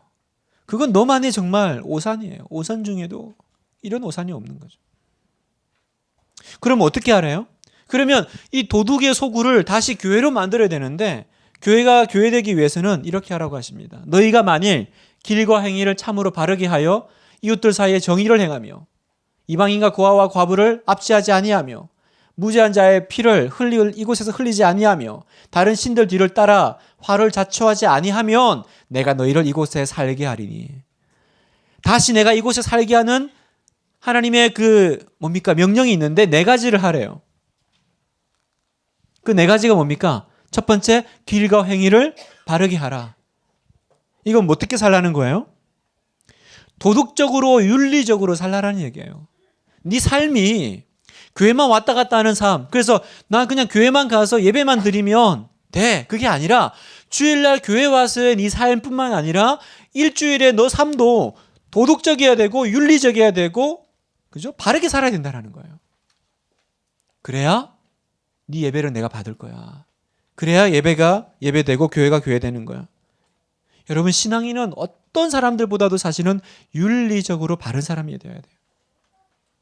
그게 무너지면 교회 소리 못 듣는 거예요. 그게 우리 주변에 지금 우리가 보고 있는 이 조국 교회의 안타까운 현실 아닙니까? 두 번째, 이웃 사이에 정의를 행하라. 무슨 얘기예요? 교회 다니는 사람은 정직하라는 얘기예요. 교회 다니는 사람은 이중장부 만들지 말고, 속이지 말고, 그죠? 갑질하지 말고. 교회 다니는 사람은, 야, 교회 다니는 사람은 참 믿을만하다. 교회 다니는 사람은 참 정직하네. 이런 얘기를 들어야 되는데, 교회 다녀? 아, 그럼 좀 생각해 봐야 되겠는데? 이러면 참 얼마나 하나님의 마음이 아프실까요? 그죠? 여러분, 요즘 내가 교회 다닌다, 내가 교회 집사다라는 것이 여러분의 개런티가 되고 있습니까? 요즘 뭐 그런다면서요. 대학교에서도요, 이렇게 뭐 종교조사 하는데 뭐 이렇게 하면서 기독교 이러면 손 잘 안 든대요. 요즘 뭐 하도 이제 욕을 먹다 보니까 본인이 기독교인인 것이 오히려 부끄러워져 버린. 뭐 어떡하겠어요? 우리가 자초한 거를. 우리가 그렇게 만든 거야. 그럼 어떻게 해야 돼요? 하나님 어떻게 하래요? 교회 와서 기도 열심히 하고 회개하라. 그렇게 얘기하지 않으세요. 너는 가서 길과 행위를 바르게 하고 정의를 다시 행해. 그래서 교회 다니는 사람은 아, 내가 약간 오해했네. 진짜 정직하다라는 말을 듣게 하라는 거예요. 세 번째, 이방인과 고아와 과부를 압제하지 말라. 말은 뭐예요? 구제의 삶을 살라라는 거예요. 내 울타리, 내 가정, 우리 아이들 먹여 살리고 내 인생 먹여 살리는 것에 전념하는 삶이 아니라 약자를 돌보고, 그죠? 구제하고 다른 사람을 살리고 내가 서 있는 그 땅에 어려운 사람들을 향해서 내 재정을 열고. 오병이어의 기적이 있습니다. 성경에 보면 물고기 2마리와 떡 5개를 가지고 5,000명 먹였어요. 만약에 그걸 우리 어떤 소년이 그걸 이제 도시락을 가져왔는데 내놔서 그걸 가지고 예수님이 기적을 일으켰잖아요. 근데 생각해보세요. 너희 중에 먹을 것이 있느냐? 그런데 딱 얘기 들어보니까 아무래도 이 도시락 뺏길 것 같아. 소년 입장에서. 그래서 있는데 없는 척 했어요. 없는 척하고 몰래 숨어가지고 조금씩 고기를 뜯어먹기 시작했어. 그러면 이 애는 혼자 먹으면 1인분이지만 사실은 몇 인분을 먹어 치운 거예요? 몇 인분 먹어 치운 거예요? 5,000명분을 먹어 치운 거예요. 왜요? 이게 예수님께로 드려지면 이것 가지고 예수님은 5,000명 먹일 건데 이걸 내가 나 그러다가 밥 굶으면 어떡해. 그래서 내 속에 숨겨서 안 내놓으면 그냥 1인분 먹어 치운 게 아니라 하나님이 쓰실 5,000명분이 사라진 거예요. 여러분, 우리 인생 가운데 내 인생이 5,000명분을 먹어 치우는 것이 인생의 꿈인 분들이 있습니다. 무슨 얘기인지 아시겠어요? 기왕 밥 먹으면 호텔 뷔페 있어 보이지 않나요? 기왕 차를 타면 제일 비싼 차, 기왕 살면 제일 좋은 집, 뭐 10만 원짜리 20만 원짜리 밥을 먹어도 배 부르고 7천 원짜리 밥 먹어도 배 부를 건데, 근데 어떤 인생이 있냐면 뭐 그게 나쁘다라는 게 아니라 그게 인생의 목표인 사람이 있다고요. 그래서 가지고 채워서 결국 그 사람이 먹는 하루의 저녁 식사는 5,000명분을, 그분의 그 가지고 있는 모든 것들은 5,000명분을, 또 그게 자랑이에요. 내가 얼마나 많이 가지고 있는지, 내가 얼마나 5,000명분을 먹어치울 수 있는 사람인지가 자랑인 사람이 있어요. 근데 다른 인생이 있습니다. 5,000명을 먹이는 사람이 있습니다. 5,000명을 먹이는 것이 꿈인 사람이 있습니다. 왜 돈 벌어요? 5,000명 먹이려고 돈 버는 거예요. 왜 사업하세요? 우리 직원들 먹여 살리려고 사업하는 거예요. 왜 이렇게 힘든데 이 공장 안 팔아요? 세금 내려고요. 이런 미친 사람이 어디 있어요, 여러분? 그런데 기독교인은 그래야 된다는 거예요. 우리는 왜 사업해요? 국가에 세금 내려고요. 왜요? 그래서 5천 명 먹이는 사람이 돼요.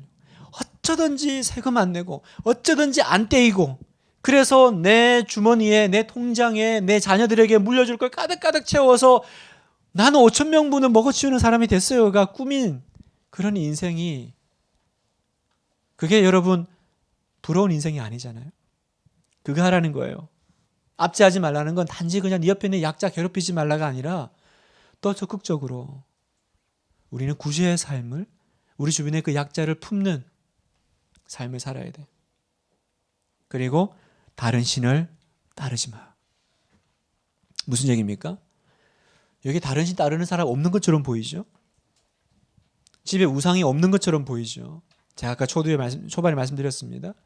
내 시간과 에너지와 정성과 재정이 가장 많이 들어가는 게 여러분의 신입니다. 여러분이 하나님이에요. 내 모든 에너지를 가장 많이 투자하는 것이 여러분의 우상입니다. 그래서 여러분, 하나님은 어디 오세요?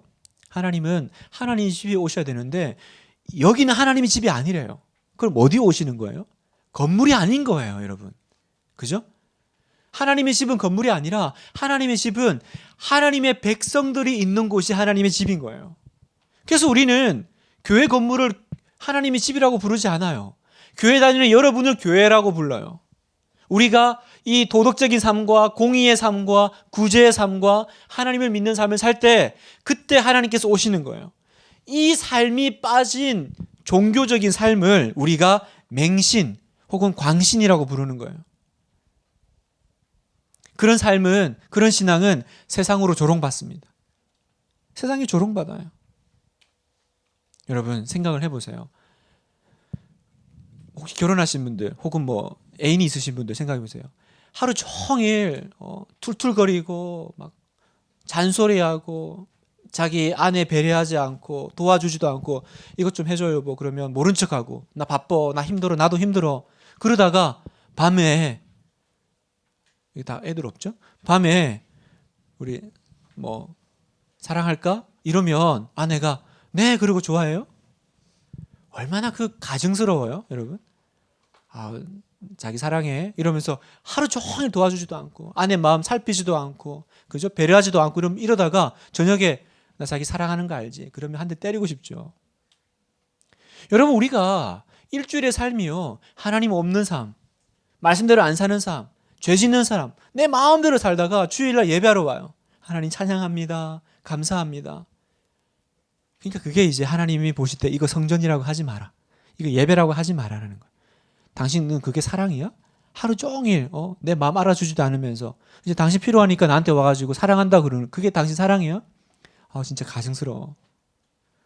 우리의 신앙이 이렇게 가증스러운 신앙이 될 수가 있어요. 언제요? 주일날 실컷 은혜 받고, 일주일 세상 나가서 마음대로 죄 짓고, 또 주일날 교회 와서 은혜 받고, 또 세상 가서 마음대로 살고, 그러면서 주일날 와서 하나님 사랑합니다, 저를 축복해 주세요, 사랑해 주세요, 하나님 찬양합니다. 하나님 뭐라 그런지 아세요? 여기를 성전이라고 부르지 말자, 우리. 이걸 예배라고 부르지 말자, 한동안. 예레미야 8장 18절에서 9장 1절까지의 본문은 좀 독특한 구조를 가지고 있어요. 자, 이게 이제 한번 다 볼까요? 아예? 이게 이제 8장 18절부터 9장 1절까지인데, 이게 우리 성경을 보면 그냥 하나로 쭉 이어져 있거든요. 근데 사실 여기는 그 각자의 그 탄식이 들어가 있어요. 근데 그 탄식이 보면 18절부터 19절까지 슬프다 나의 근심이여 이렇게 하면서, 여기서 말하는 탄식은 예레미야의 탄식이에요. 그리고 이어서 여호와께서 시온에 계시지 아니한가, 그의 왕이 그 가운데 계시지 아니한가, 이거는 유다 백성들의 탄식입니다. 여기 하나님이 계시지 않아? 다윗의 그 왕조를 하나님이 지켜주신다고 하셨는데, 이 얘기죠. 그 다음에 그들이 어찌하여 조각한 신상과 이방의 헛된 것들로 나를 경노하게 하였는고, 이게 나니까 누구겠어요? 예레미야는 아니겠죠. 그러니까 하나님의 단식이 나오는 거예요. 그리고 추수할 때가 지나고 여름이 되었는데 우리는 구원을 얻지 못하였구나. 여기 우리가 구원을 못 받았으니까 우리는 누구겠어요? 이스라엘 백성들이겠죠. 그리고 내 딸 백성이 상함으로 나도 상하여 슬퍼하며 놀라움에 잡혔도다. 여기 이 말씀은 하나님의 어떤 탄식 같지만 사실은 다시 예레미야의 탄식이에요. 그러니까 이 구절 안에 예레미야, 백성, 하나님이 다 들어가 있는 거죠. 근데 구조상으로 보면 예레미야, 백성, 하나님, 백성, 예레미야. 그러니까 하나님의 탄식을 백성이 둘러싸고 있고 예레미야의 탄식이 둘러싸고 있는 이런 독특한 구조를 가지고 있습니다. 그런데 여러분 보시면 이 탄식이 각자의 예레미야가 탄식하고 백성이 탄식하고 그게 아니라 사실은 모두 다 예레미야 얘기예요. 속았죠? 네. 이 모두 다 예레미야가 느끼는 탄식입니다. 예레미야 한 사람이 이들의 탄식을 마치 자기의 자리에서 또 백성의 자리에서 또 하나님의 마음에서 보니까 그 마음들이 이제 들어오고 느껴지는 거예요. 왜요? 선지자는 하나님과 하나님의 백성 사이에 끼어 있는 사람이기 때문에 그렇습니다.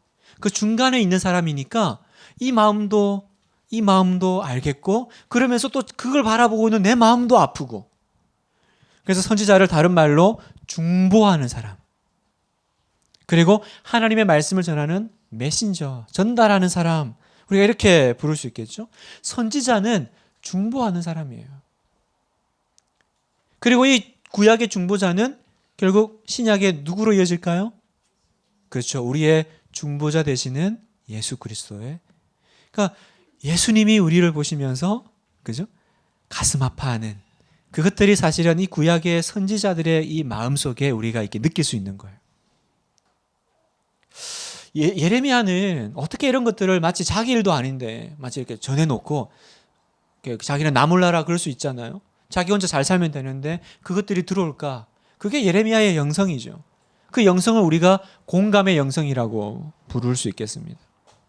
여러분 우리가 아까 얘기했듯이 예레미야는 눈물의 선지자라고 그랬습니다.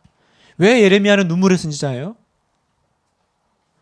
내가 선지자로 잘못 발탁돼가지고 내 사정도 참 딱하다 아주 그냥 이러지도 저러지도 못하고 이렇게 고난 가운데 있으니 내가 얼마나 불쌍하냐 참 내 운명과 내 인생을 생각하니 눈물이 그냥 나오네. 그래서 자기 사정이 딱해서 우는 게 아니에요. 눈물의 선지자가 아니에요. 예레미야가 눈물의 선지자인 이유는 바로 그 백성의 그 앞으로 흘릴 눈물도 보이고 또 그 뭡니까 잘못한 백성 그 때리는 그 아버지의 마음도 느껴지고 그죠? 그걸 또 다 지켜봐야 되는 자신도 아프고 바로 그 아픈 마음을 공감해 줄 수 있는 영성이 있었기 때문인 거죠. 여러분 우리에게 이 영성이 좀 필요한 것 같아요. 우리 성도들에게 이 공감 지수가 필요한 것 같아요. 우리는 가만 생각해 보니까 언제 이렇게 상대방이 나를 공감해 준다고 느끼냐면 내 아픈 마음을 알아줄 때 특별히 우리는 또 공감해 주는 걸 많이 느끼는 것 같아요. 그러면 교회는 어떤 곳이어야 됩니까? 우리 다락방은 또 예수 믿는 여러분은 그 친구와의 관계 속에서 뭘 잘하셔야 돼요? 공감력이 뛰어나야 되는데 특별히 그 사람의 아픈 마음에 대한 공감이 뛰어나야 돼요. 그게 없으니까 뭐가 벌어져요? 이제 갑질이 일어나는 거죠. 그 이번에 또 난리 났죠. 그 누구죠? 그분 네? 양 회장. 양 회장. 나 중국 사람 얘기하는 줄 알고 양 회장 이래가지고 양 회장. 그렇죠. 그 양진호 사장. 저도 동영상 그렇게 봤어요. 봤더니 무슨 사람을 그렇게 때려요? 그 왜 그럴까요? 그 아픈 마음에 대한 공감의 그 마음이 없는 거예요. 그 감성 지수가 그 공감 지수가 너무 떨어지는 거죠. 여러분 성도가 신앙을 가질 때 여러분 이 마음이 어쩌면 우리의 영성의 깊이를 좌우하는 게 아닐까. 그죠? 교회가 참 사랑이 흘러 넘쳐야 되죠. 교회가 참 따뜻해야 되죠. 근데 자 오늘부터 우리는 사랑할 겁니다. 자 사랑하세요. 이러면 사랑이 되는 거예요. 자 우리는 오늘부터 따뜻한 교회가 될 겁니다. 우리 한번 따뜻하게 만들어봐요. 그럼 따뜻해집니까? 어떻게 해야 돼요? 방법이 뭐예요? 결국은 아픈 사람에 대해 그 마음을 내가 공감해 줄 때 우리는 사랑이 넘치고 따뜻해지기 시작하는 것 같아요. 우리 예수님도 공감의 주님이셨잖아요. 그래서 히브리서에 보면 4장 15절에 우리에게 있는 대제사장은 우리의 연약함을 동정하지 못하실 리가 아니요. 옛날 성경에는 뭐 체율 이런 말을 썼죠. 동정하시는 분. 언제나 우리 주님은 우리를 불쌍히 여기시는 분. 그죠? 하나님 우리를 불쌍히 여기세요. 우리 주님이 그런 분이시면 우리도 동정하는 이 마음, 이 동정이 나쁜 의미의 어떤 부정적인 그런 뉘앙스가 아니라 정말 알아주는, 예레미야는 그 마음이 있었던 사람이에요. 그래서 하나님께서 예레미야를 나는 안 돼요. 나는 말할 줄 몰라요. 그런데 왜 그 사람을 썼을까요? 왜 그 사람을 지도자로 부르셨을까요? 지도자는 그래야 된다는 거죠. 하나님의 마음을 전하는 사람은 야, 하나님 뭐라 그런 줄 알아? 너네 다 죽여버린다 그랬어. 하여튼 회개해. 그러면 안 된다는 거예요. 그러면 말 전해주신 하나님이 깜짝 놀래요. 야, 내가 그러라고 했지만 네가 또 중간에서 그러면 내가 입장이 굉장히 있잖아. 중간에서 그렇게 하는 그 큰아들이 있거든요. 야, 아빠가 너네 가면 안 된다 그랬다. 잘해. 이러면 안 되거든요. 그죠? 그 공감력이 있는 그 마음을 알아요. 예레미야는 그런 사람이었던 것 같아요. 그래서 한편으로는 너무 고통스럽고 힘들었죠. 그 마음이 힘들어서. 그런데 하나님은 그런 사람들을 기뻐하셨던 것 같아요. 그 사람들을 리더로 세우셨던 것 같아요. 어떤 사람을 쓰신다고요? 자신은 부족하고 그리고 타인의 마음에 대해서 예민하고 열려있는 사람. 자, 그 다음 네 번째, 시간이 많이 없으니까 어찌하여 내가 태에서 나와서, 예레미야 20장에 나오는 부분입니다. 예레미야가 자기의 삶을 이제 저주하는, 더 이상 못 해먹겠다. 네. 자, 너무 놀라셨나 봐요. 예레미야가 탄식을 하는데 이렇게 탄식합니다. 여호와여, 주께서 나를 권유하심으로 내가 그 권유를 받았사오며 주께서 나보다 강하사 이기셨으므로 내가 조롱거리가 되니 사람마다 종일토록 나를 조롱하나이다. 자, 여기 보면 내가 왜 지금 이 일을 하고 있냐. 하나님이 나를 권유해서 내가 그 권유를 받았고, 조금 더 세게 얘기하면 나를 이겨 먹었잖아요, 하나님이. 이 얘기예요. 근데 이 히브리 원어를 보면 이 권유도요, 이게 우린 한글로 표현해서 권유 좋은 얘기지, 이 권유가 히브리어로 파타흐라고 해서 훌이다. 어떤 여성을 이렇게 뭡니까? 이렇게 아주 이렇게 좀 부정적인 뉘앙스로 이렇게 유혹하려고 할 때 쓰는 단어예요. 근데 뭐라 그래요? 하나님이 저를 권유하셨잖아요. 이 말은 뭐예요? 하나님 저 후리셨잖아요. 하나님 저 먹이신 거 아니에요? 우리 애들 표현을 하면? 먹인다라는 표현을 하세요? 그러니까 이거는 웃으면서 얘기하잖아요. 근데 사실은 이거는 하나님께 쓰면 안 되는 단어거든요. 그죠? 그 당시에 하나님 이름도 함부로 못 불렀어요. 무서워가지고. 그 경외로운 하나님을 이름을 내가 어떻게 이 입술을 담아요. 근데 하나님께 이 파타흐라는 단어를 썼다라는 건 굉장히 세게 얘기한 거죠. 더 세게 얘기합니다. 여기 보시면 나보다 강하사 이기셨으므로, 하자크라는 단어는 유린하다라는 거예요. 조금 더 세게 얘기하면 성폭행했다라는 거예요. 어떤 힘센 남자가 어떤 처녀를 자기 힘으로 이렇게 강하게, 그죠? 지금 예레미야가 느끼는 심정이 하나님이 나를 그런 식으로 지금 나를 이겨가지고 나에게 지금 사명을 주고 일을 하게 해가지고 내가 하긴 하는데, 내가 그걸 받았으니까, 권유를 받았으니까 하긴 하는데 너무 죽겠는 거예요. 그래서 하나님이 뭐라고 하세요? 내가 가라는 대로 가고 내가 하라는 말 전해. 그래서 그 말을 뭔 말인지도 몰랐을 거 아니에요? 넌 내가 하라는 말만 전하면 돼. 그래서 뭐 알았어요. 하라는 말만 전할게요. 딱 받아봤더니 그 말씀이 무슨 말씀이에요? 파멸과 멸망의 말씀인 거예요. 내가 말할 때마다 외치며 파멸과 멸망을 선포함으로 여호와의 말씀으로 말미암아. 이 뭐 말이에요? 너 때문에 내가 종일토록 치욕과 모욕거리가 됨이니이다. 나 속았다라는 거죠. 하나님이 가라고 해서 갔고 내가 전할 말 내가 줄게. 그래서 그때는 몰랐어요. 무슨 말 전하실지. 그래서 내가 알겠습니다 해서 받고 보니까 무슨 얘기예요? 너네 망한다라는 얘기예요. 죽는다는 얘기니까 그 얘기 전하면서 이제 예레미야가 너무 힘들어. 너무 괴로워요. 그래서 막 사람들이 날 막 죽이려고 그러고 뭐 자기도 힘들고 그래서 에이씨 안 해야겠다. 나 이제 못해. 나 이제 말 안 할 거야. 이러고 있는데 그랬더니 어떤 마음이 드냐. 내가 다시는 여호와를 선포하지 아니하며 그의 이름으로 말하지 아니하리라 하면 나의 마음이 불붙는 것 같아서 또 미치겠는 거예요. 답답하여 견딜 수 없나이다. 한마디로 죽겠다라는 거죠. 말을 안 하자니 답답해 미치겠고 하자니 이 사람들이 나를 너무 괴롭히고 죽이려고 하고 이러지도 저러지도 못하는 이 고통. 이게 지금 예레미야의 고통이에요. 그래서 이제 흔들려요. 어느 정도까지 흔들리냐면 내 이런 삶이면 아예 그냥 태어나지 말 걸 태어났나 보다. 자기의 생일을 저주하죠. 예레미야 20장 18절 어찌하여 내가 태에서 나와서 고생과 슬픔을 보며 나의 날을 부끄러움으로 보내는고 하니라. 나 왜 태어났냐? 그때 왜 우리 엄마가 나를 순산했냐? 나타가 그냥 잘못 그냥 하시지. 왜 나를 정상적으로 낳아가지고 내가 이렇게 고난의 삶을 데스티니는 무슨 데스티니야 아주. 괜히 내가 그거 받아가지고 내가 이렇게 어려운 삶을 사네. 그러고는 딱 끝나요. 이러고는 끝나고 다른 또 얘기가 나와요. 그러면서 읽고 있는 우리는 당황스러운 거예요. 왜냐하면 이러지만 그러나 나는 뭐 하박국처럼 그러나 나는 무화과 나무 잎이 마르고 포도나무 없어도 뭐 있잖아 여호와로 말미암아 깃발이로 이러면 우리가 아멘 이러고 아 좋다 이렇게 은혜를 받을 텐데 내가 차라리 태어나지 말았으면 좋았을 것을 이러고 끝난 거야. 그러면 예레미야가 뭐 마음이 좀 힘들고 어려운 건 알겠지만 너무 이렇게 신앙 없이 이렇게 하면 되나? 하나님한테 그런 단어를 써가면서 자기 신앙을 표현하면 되나?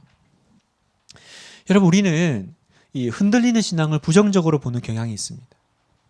그래서 내가 뭔가 이렇게 흔들리고 믿음이 조금 이렇게 뭡니까 상실되고 이렇게 업다운이 있듯이 뭐 이렇게 다운되면 뭔가 내가 좀 죄스럽고 그죠? 잘못된 것 같은 그런 우리 안에 인식이 있어요. 예레미야가 지금 그렇잖아요. 얼마나 지금 싫었으면 내가 안 태어났으면 이 사명도 안 받고 내가 이런 삶도 안 살았을 텐데 괜히 태어나가지고 이런 삶을 안 할 수도 없고 할 수도 없고 진퇴양난에 빠져 있는 거죠. 그런데 성경은 우리에게 이걸 그냥 숨기지 않아요. 야, 너 그런 말 하면 안 돼. 야, 이거는 삭제. 그래서 이 말은 성경에 넣지 않겠습니다. 이러고 쫙 지우면 되는데 그대로 살려놔요, 하나님이. 그건 뭐예요? 그 신앙인의 그 신앙 때문에 그 삶 때문에 흔들리고 고민하고 고뇌하는 그것이 어쩌면 우리의 건강함의 증표요, 지표라는 거예요. 여러분 나침반을 생각해 보세요. 나침반은 뭐 하는 거예요? 나침반은 항상 북쪽을 가리키는 거예요. 그죠? 근데 여러분 나침반 하면 이렇게 상상을 해보세요. 나침반이 어떻게 북쪽 가리켜요?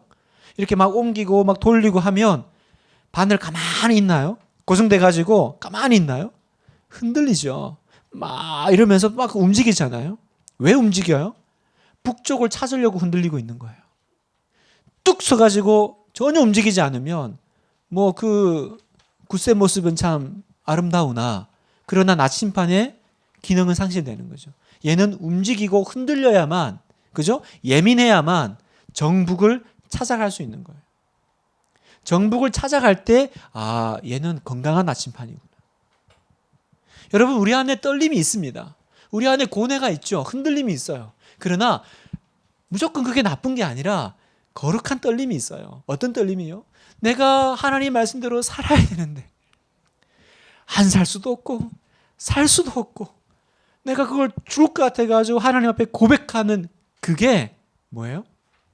내가 정북을 찾아가는 그 건강함의 지표라는 거예요. 예레미야의 흔들림은 올바른 신앙을 찾기 위한 거룩함의 몸부림인 거죠. 여러분 흔들려야 신앙이다. 전 이렇게 말하고 싶어요.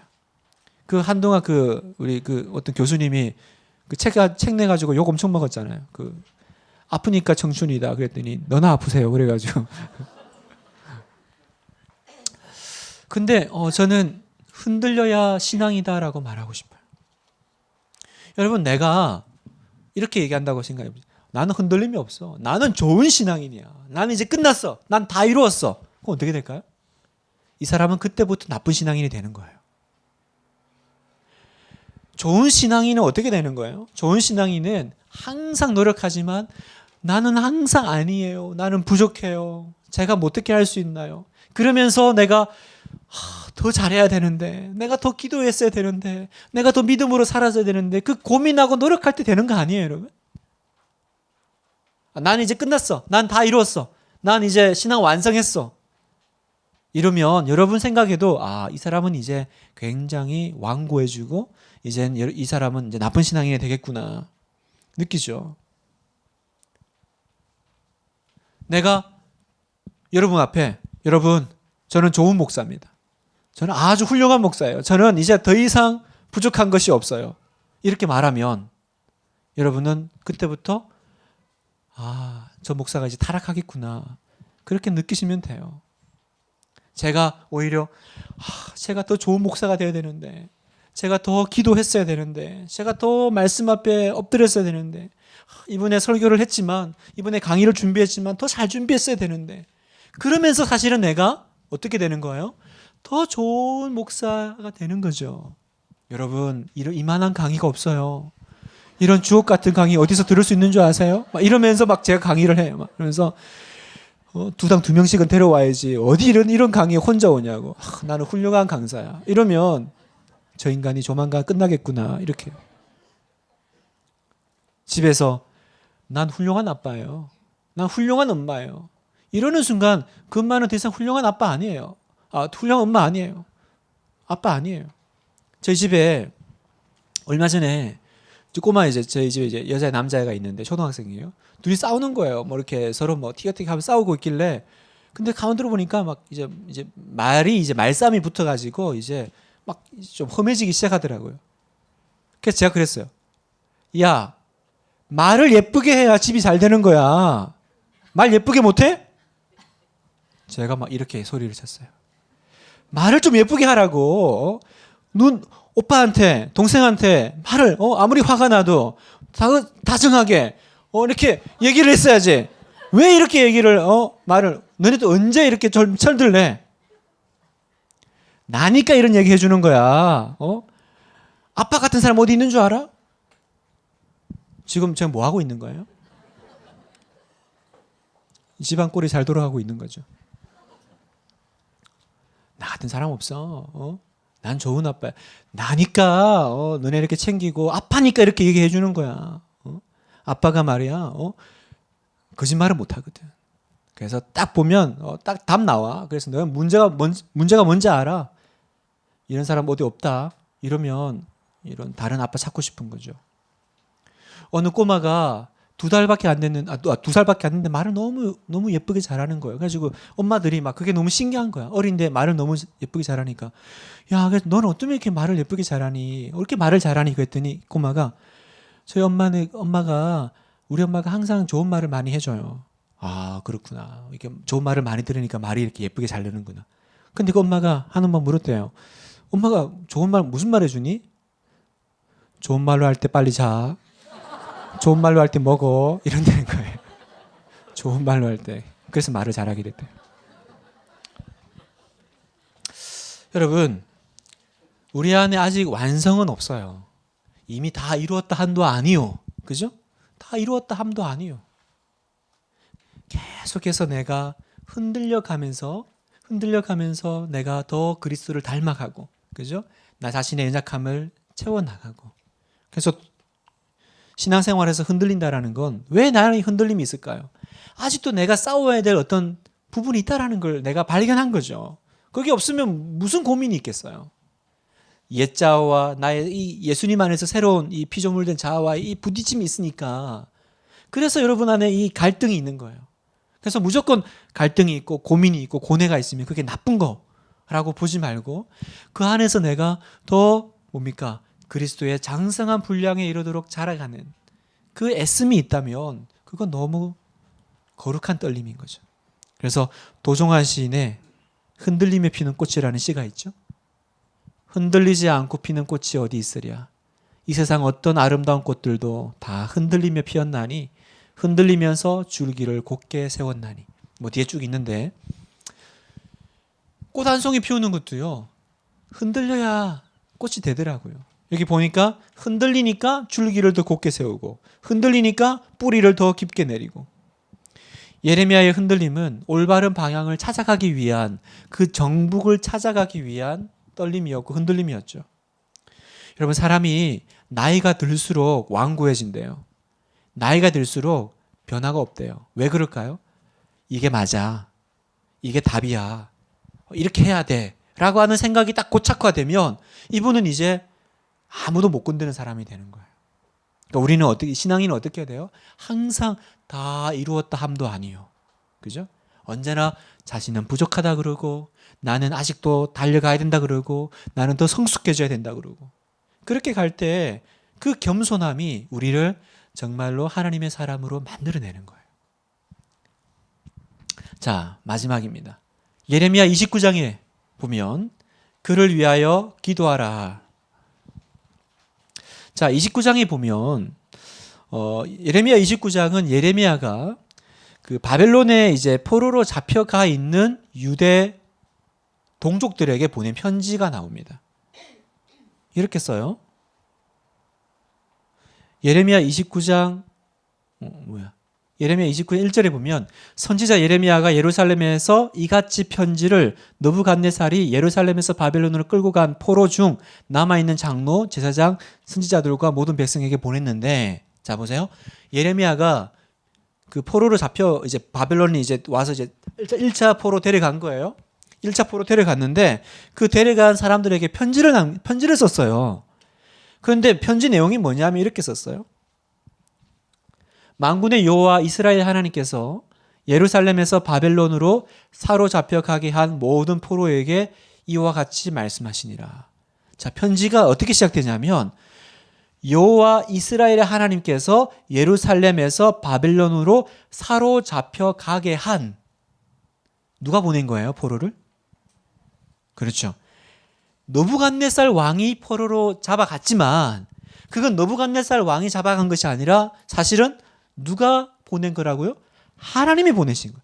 다르게 말하면 하나님이 허락하셨으니까 느부갓네살 왕이 와서 데려간 거지 하나님이 허락하지 않았는데 데려갈 리는 없죠.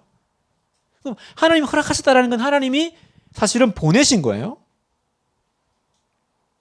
유다 백성들이 포로로 잡혀간 이유가 재수가 없어가지고 아니면 뭐 지도자를 잘못 만나서 그렇게 잡혀갔다라고 생각할 수도 있고 하나님께서 우리를 이곳에 보내셨다라고 생각할 수도 있는데 이건 엄청난 차이를 만들어내죠. 어떤 차이를 만들어내요? 만약에 하나님이 우리를 보낸 분이다라고 하면 해석이 달라지는 거예요. 아무 이유나 목적 없이 그냥 나라가 망했으니까 그리고 죄를 지었으니까 그래서 너네는 벌 받아야지 그래서 벌 받는 차원으로만 생각을 해서 바벨론으로 보내졌다라고 하면 어떻게 해요? 이제 무슨 희망이 있어요? 내가 잘못해가지고 내가 그 벌로 바벨론에 보내졌는데 여기서 뭐 할 게 있어요? 그냥 벌 받고 살면 되지. 그리고 하나님 생각할 때마다 어떤 느낌이 들어요? 하나님은 날 싫어하실 거야. 하나님 날 버리셨어. 하나님 날 버리셨어. 하나님 더 이상 날 사랑하지 않아. 아무 의욕도 없이 그냥 포로 생활하다가 포로로 죽는 거예요. 그죠? 그런데 하나님이 나를 비록 내가 끌려오긴 했지만 하나님이 나를 이곳에 보내셨다라고 하면 비록 내가 벌을 받아서 여기 왔지만 그러나 또 하나님의 특별한 뜻과 계획이 있을 거야. 하나님의 뜻이 있다면 그러면 내가 여기서 해야 할 일과 또 살아야 할 목적이 분명히 있을 거야. 비록 포로 신분이라 할지라도 비록 내가 죄를 지어서 벌을 받아서 여기 와 있는 신분이라 할지라도 그래서 예레미야는요 편지 내용에 이제 뒤에 말씀드리겠지만 거기서 살아라 그래요. 그래서 더 욕먹어요. 왜냐하면 다른 거짓 선지자들은 금방 돌아올 거다. 하나님이 구원해 주실 거다. 그래서 그 28장에 보면 하나냐라고 하는 선지자가 나오는데 이 사람은 2년 안에 돌아온다. 아예 그냥 기한도 말해줘요. 2년 안에 돌아온다. 조금만 참아라. 그러면 만약에 이 이야기를 믿으면 그 바벨론으로 간 포로들은 어떤 삶을 살까요? 그냥 참아내는 삶 살겠죠. 뭘 하겠어요? 거기서 뭘 준비하고 어떤 일을 하겠어요? 그냥 포로 생활 그냥 뭐 그건 나에게 주어진 운명 감당해야 될 거. 그리고 그래 2년만 참자. 2년만 하루하루 버텨내는 거야. 그런데 예레미야는 뭐라고 편지 쓰냐면 아니 너네 2년 지나도 못 들어와. 그냥 거기 뼈를 묻어. 자 보세요. 예레미야 29장 너희는 집을 짓고 거기 살며 텃밭을 만들고 그 열매를 먹어라. 아내를 맞이하여 자녀를 낳으며 너희 아들이 아내를 맞이하며 너희 딸이 남편을 맞아 그들로 자녀를 낳게 하여 너희가 거기에서 번성하고 줄어들지 아니하게 하라. 무슨 얘기입니까? 그 땅에서 뿌리 내리고 돌아올 생각하지 말라는 거예요. 너도 살고 네 자녀도 결혼해가지고 거기서 애 놓고 살게 하라는 거예요. 나무 심으라는 거예요. 나무 심으면 내일 따먹나요? 얘를 키워가지고 먹을 수 있을 정도의 시간이면 어느 정도 걸릴까요? 그러니까 딴 생각하지 말고 거기서 살아라. 뼈를 묻어라. 그건 무슨 얘기예요? 그냥 체념하고 이제 너네는 끝났어. 소망도 없어. 이제 너네는 바벨론에서 그냥 포로로 평생 살아라. 이 얘기가 아니에요. 예레미야 그 서에 보면 나중에 얘기하세요. 2년이 아니라 한 70년 약속을 하세요. 70년 뒤에 돌아온다. 70년 뒤에 돌아온다. 근데 그때까지는 못 돌아온다라고 분명히 얘기하시는 거예요. 이건 단기전이 아니라 장기전으로 가야 될 부분이라는 거죠. 그랬더니 이제 이 유대 백성들이 어리둥절한 거예요. 한 사람은 2년 안에 들어온다 그러고 한 사람은 70년 뒤에 돌아온다 그러고 누구 말을 믿어야 되죠? 오늘날도 우리가 이 거짓 선지자들이 있어요. 신천지 같이 뭐 여호와 증인 다 이단이거든요, 여러분. 그런데 가면 이렇게 하면 구원받는다. 이렇게 하면 뭐 14만 4천에 들어간다. 뭐 이만희 씨의 뭐 그 성경을 배워야 뭐 구원이 있고 기존 교회는 구원이 없다. 뭐 그러면서 뭐 저한테도 메일을 얼마나 많이 보내는지 막 스팸을 아무리 걸어도요. 막 계속 뭐 아이디 바꾸고 뭐 계속 뭐 메일도 그래요. 뭐 저는 뭐 예수 재림 장막에서 어디서 뭐 신앙생활하는 뭐 청년인데 대학생인데 경찰인데 대학 교수인데 이러면서 막 저한테 회개하라고 메일을 보내세요. 거짓 선지자죠. 참 이 분별력이 필요한 시대를 살고 있습니다. 그 시대나 요즘이나. 그러니까 하나님께 받은 적이 없는 얘기를 하고 있는 거예요. 하나님께 받은 적이 없는 얘기를 하고 있는 거예요. 자, 우리는 이 예레미야서를 읽으면서 우리가 적용해야 될 부분이 있습니다. 예레미야는 이렇게 얘기해요. 너희는 내가 사로잡혀 가게 한 그 성읍의 평안을 구하고 그를 위하여 여호와께 기도하라. 이는 그 성읍이 평안함으로 너희도 평안할 것이라. 거기서 살 뿐만 아니라 뭐라고 해요? 그 땅 사람들을 위해서 기도까지 해주라는 거예요. 그 사람 누구예요? 나 잡아간 사람이잖아요. 우리 지금 침공해가지고 침략해가지고 우리 괴롭힌 그죠? 침략국인데 그 민족을 위해서 기도하고 어떻게 얘기해요? 그 성읍이 평안하도록 그 땅이 잘 되도록 기도하라는 거죠. 굉장히 충격적이었어요. 유다 백성들은. 왜냐하면 기도는 예루살렘에서만 하는 건 줄 알았어요. 하나님은 이스라엘에만 거하시는 줄 알았어요. 그런데 예레미야 편지를 들어보니 하나님의 말씀을 들어보니 하나님은 바벨론에서도 기도 받으시는 거예요. 하나님은 바벨론에서도 기도하시면 바벨론에 오셔가지고 함께 역사하시고 또 그 땅에서 번성하고 그 땅에서 살아남게 하시겠다라는 거예요. 바벨론을 위해서 기도해라. 왜? 바벨론을 위해서 기도할 때 그 땅이 평안하면 너희도 평안할 거야. 비록 포로로 끌려왔지만 너희는 그 땅을 변화시킬 사람으로 그 땅에 불려간 거야 라고 하나님이 말씀하시는 거예요. 우리의 사명이 여기 있어요, 여러분. 내가 어떻게 여기까지 왔나요? 흘러 우연히 여기까지 왔나요? 아니면 어디 잘못해가지고 벌 받아가지고 도망 다니고 이사 다니고 그러다가 여기까지 왔나요? 우리 집의 이 가정은요? 이 남편은요? 우리 아이들은요? 두 가지 마음이 있을 거예요. 나는 여기 포로야. 여기는 내 포로 수용소야. 그러고 살아가는 마음이 있을 거고, 비록 지금 뭔가 잘 되고 있지는 않지만 하나님이 나를 여기 보내셨다면 또 내가 여기서 기도하고, 그죠? 최선을 다하고 또 내가 정착해 나아가면 하나님께서 이 땅도 꽃 피우게 해주실 거야. 그리고 나를 여기 포로지가 아니라 나를 선교사로 만들어 주실 거야. 이 두 가지 마음이 있는 거예요, 여러분. 하나님이 나를 이곳에 보내셨다라는 정체성이 있습니까? 아니면 그냥 어쩌다 보니 이 일을 하고 있습니까? 여러분은 이 교회에, 이 다락방에 왜 들어가 계십니까? 이 순자님은 왜 만나셨어요? 이 친구는, 나는 이 대학을 어떻게 가게 됐습니까? 뭐 어쩔 수 없이 했죠. 벌 받은 거야. 내 인생 끝났어. 저주 받은 거야. 내 인생은 너를 만났을 때부터 이미 끝이야. 남편을 향해서 그렇게 혹시 말씀하십니까? 내 인생은 너 만나서 꼬였어. 뭐 그럴 수도 있죠. 꼬였을 수도 있죠. 그러나 오늘 예레미야서를 통해서 하나님 주시는 말씀 뭡니까? 그를 위해서 기도하라는 거예요. 너를 꼬이게 한 그를 위해서 기도하라는 거예요. 너를 포로로 잡아간 그 포로지를 위해서 살아라는 거예요. 그 땅은 너의 포로지가 아니라 그 땅은 너의 사명지.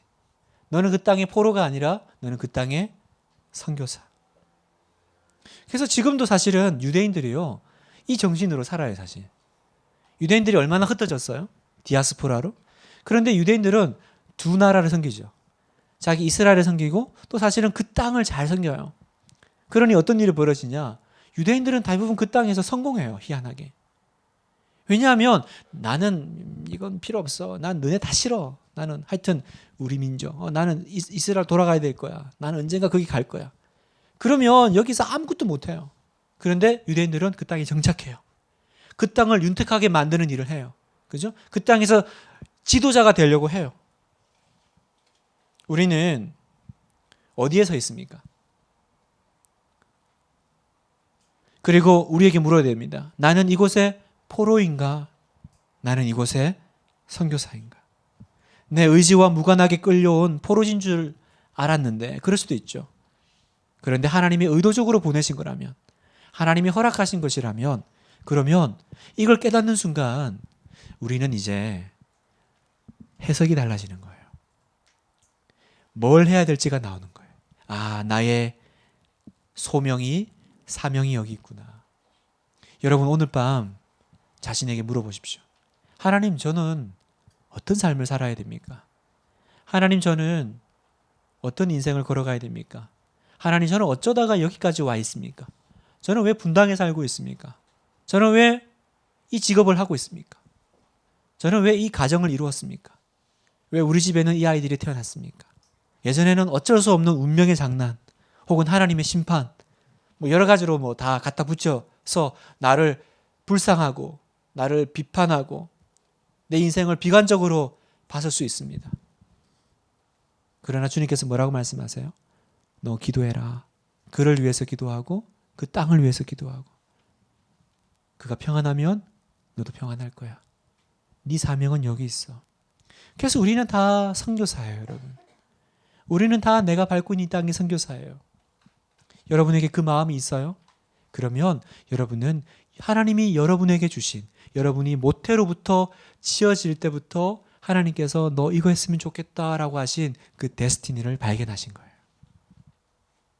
그 운명 같은 그 일을 발견하고 거기에 여러분의 모든 것을 한번 던져보고, 아무도 몰라줘도, 그리고 어떤 세상적인 성공의 기준에 비춰보면 너무 미약해 보일지라도 나는 하나님이 하라고 하신 그 일을 하고 있어.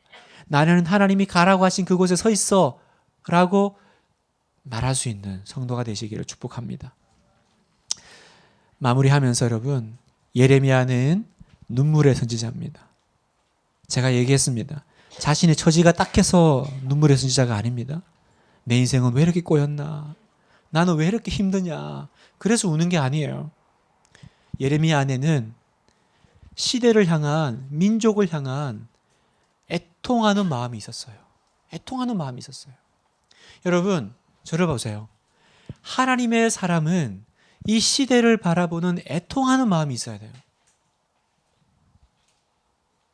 이게 하나님께서 오늘 예레미야서를 읽는 우리에게 주시는 마음이에요. 유다와 예루살렘이 망했습니다. 그 얘기 뭐예요? 대한민국 교회가 무너졌습니다. 욕을 먹고 있습니다. 한편에서는 욕하면서 저 목사, 저 교회, 저 성도들은 뭐라고 저렇게 있냐? 저 성도들이 문제야. 그래서 저 교회가 저렇게 유지되는 거 아니야? 그렇습니까, 여러분? 우리 아버지가, 우리 하나님이 원하시는 게 그 마음입니까? 조국 교회를 향한 그 애통하는 마음. 하나님이 잘못해서 매를 드셨지만 그 매를 들어야 되는 그 아비의 마음을 아시잖아요. 제가 제 애를 매를 때리고 밤새 괴로워하면서 잠을 못 잔 적이 있어요. 매를 들기는 들었는데 뭐 명분은 있죠. 근데 이 손이 너무 싫은 거야. 그 아이의 얼굴이 너무 밤새 아른거리니까 혼자서 계속 한숨을 쉬고 이불킥을 하고 괜히 했나. 애는 그러고 맞고 편히 잘 자요. 아빠는 밤새 괴로워하고 잠 못 자는 거죠. 여러분, 그 마음이 오늘 여러분 속에 있으셔야 돼요. 성도 속에 있으셔야 돼요. 욕먹고 있는 그 교회 성도에게서 얼마 전에 메일이 왔어요. 욕먹고 있는 그 교회 다니는 성도입니다. 쉽게 생각하면 그냥 뭐 교회 떠나버리면 뭐 더 이상 보지도 않고 뭐 그러면 뭐 속 편하니까 그럴 것 같은데, 근데 하나님이 남아서 기도하라고 하시는 것 같아서, 근데 은혜는 받아야 되니까 그래서 이제 막 메일을 이렇게 보내셨어요. 제가 진짜 축복 기도해 드렸습니다. 예전에 저도 저 성도들은 뭐 있다고 저기 이렇게 버티냐 그랬는데 왜 버티는지를 알겠어요. 눈물로 기도하고 버티고 있는 거예요. 왜? 그 교회도 그리스도의 몸된 교회니까. 이 땅의 한국 교회는, 이 땅의 조국 교회는 우리 예수님의 몸이니까 그 몸이 찢겨지고 상처난 것이 아파서 눈물로 기도하고 있는 성도들이 있더라고요. 여러분, 하나님의 사람은 시대를 바라보는 애통하는 마음이 있어야 돼요.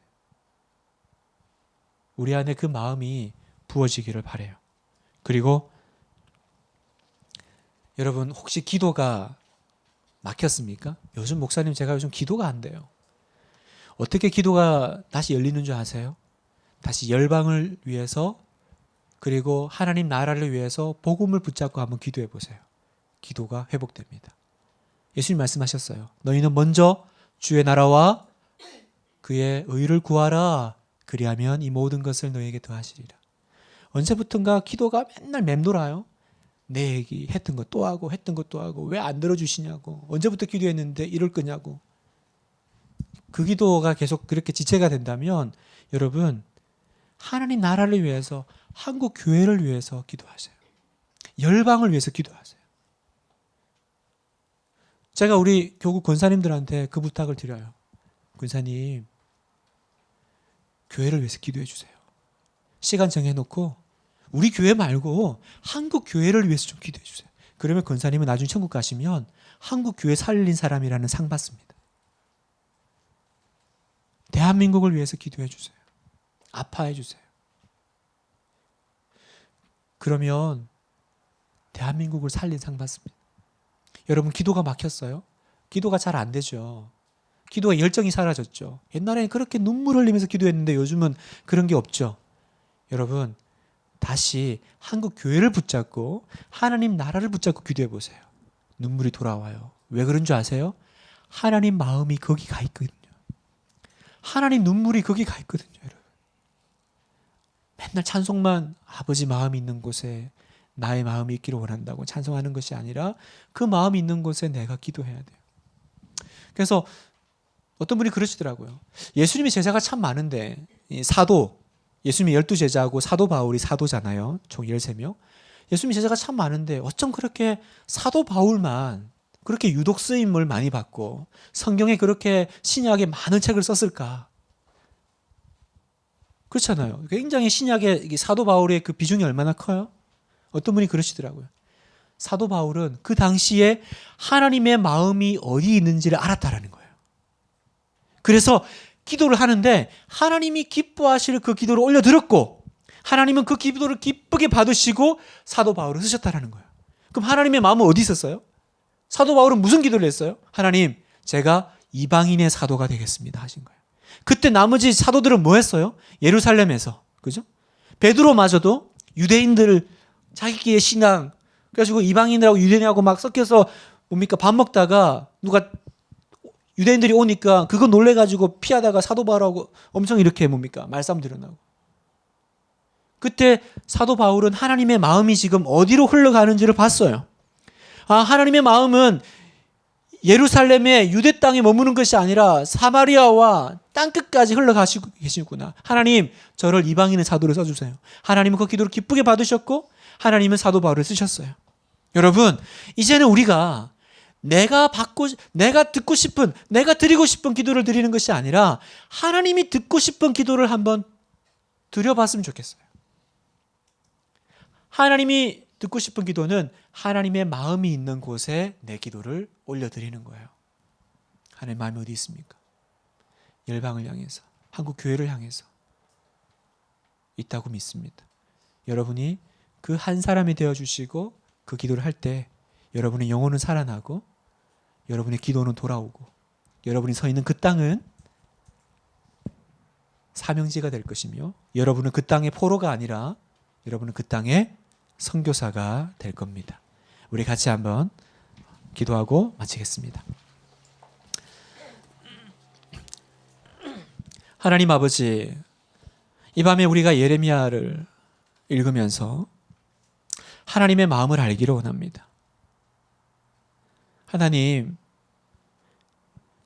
죄를 지어 심판할 수밖에 없는 그 아비의 마음이 예레미야 속에 있었습니다. 그래서 너무 힘들고 고통스러운 그 사명이지만 예레미야는 끝까지 그 길을 걸어갔습니다. 눈물을 흘렸습니다. 그는 눈물의 사람이 되었습니다. 하나님, 주님은 오늘 이 시대에 그 애통하는 한 사람을 찾으십니다. 아버지의 마음을 가지고 한국 교회를 위해서 이 땅의 그 영혼들을 위해서 하나님 나라를 위해서 기도하는 한 사람을 찾으시는데 주여 우리에게 그 예레미야의 영성을 주시옵소서. 우리에게 그 예레미야의 마음을 주시옵소서. 우리에게 아버지의 마음을 주시옵소서. 그래서 하나님 정말 이 무너져가는 이 땅을 붙잡고 하나님의 그 마음을 전달해 줄 수 있는 하나님의 그 마음을 그 사랑을 전할 수 있는 저희가 분당 우리 교회가 될 수 있도록 주여 인도해 주시옵소서. 감사드리고 예수님의 이름으로 기도합니다. 아멘. 수고하셨습니다. 늦은 밤 많이 쉬셨고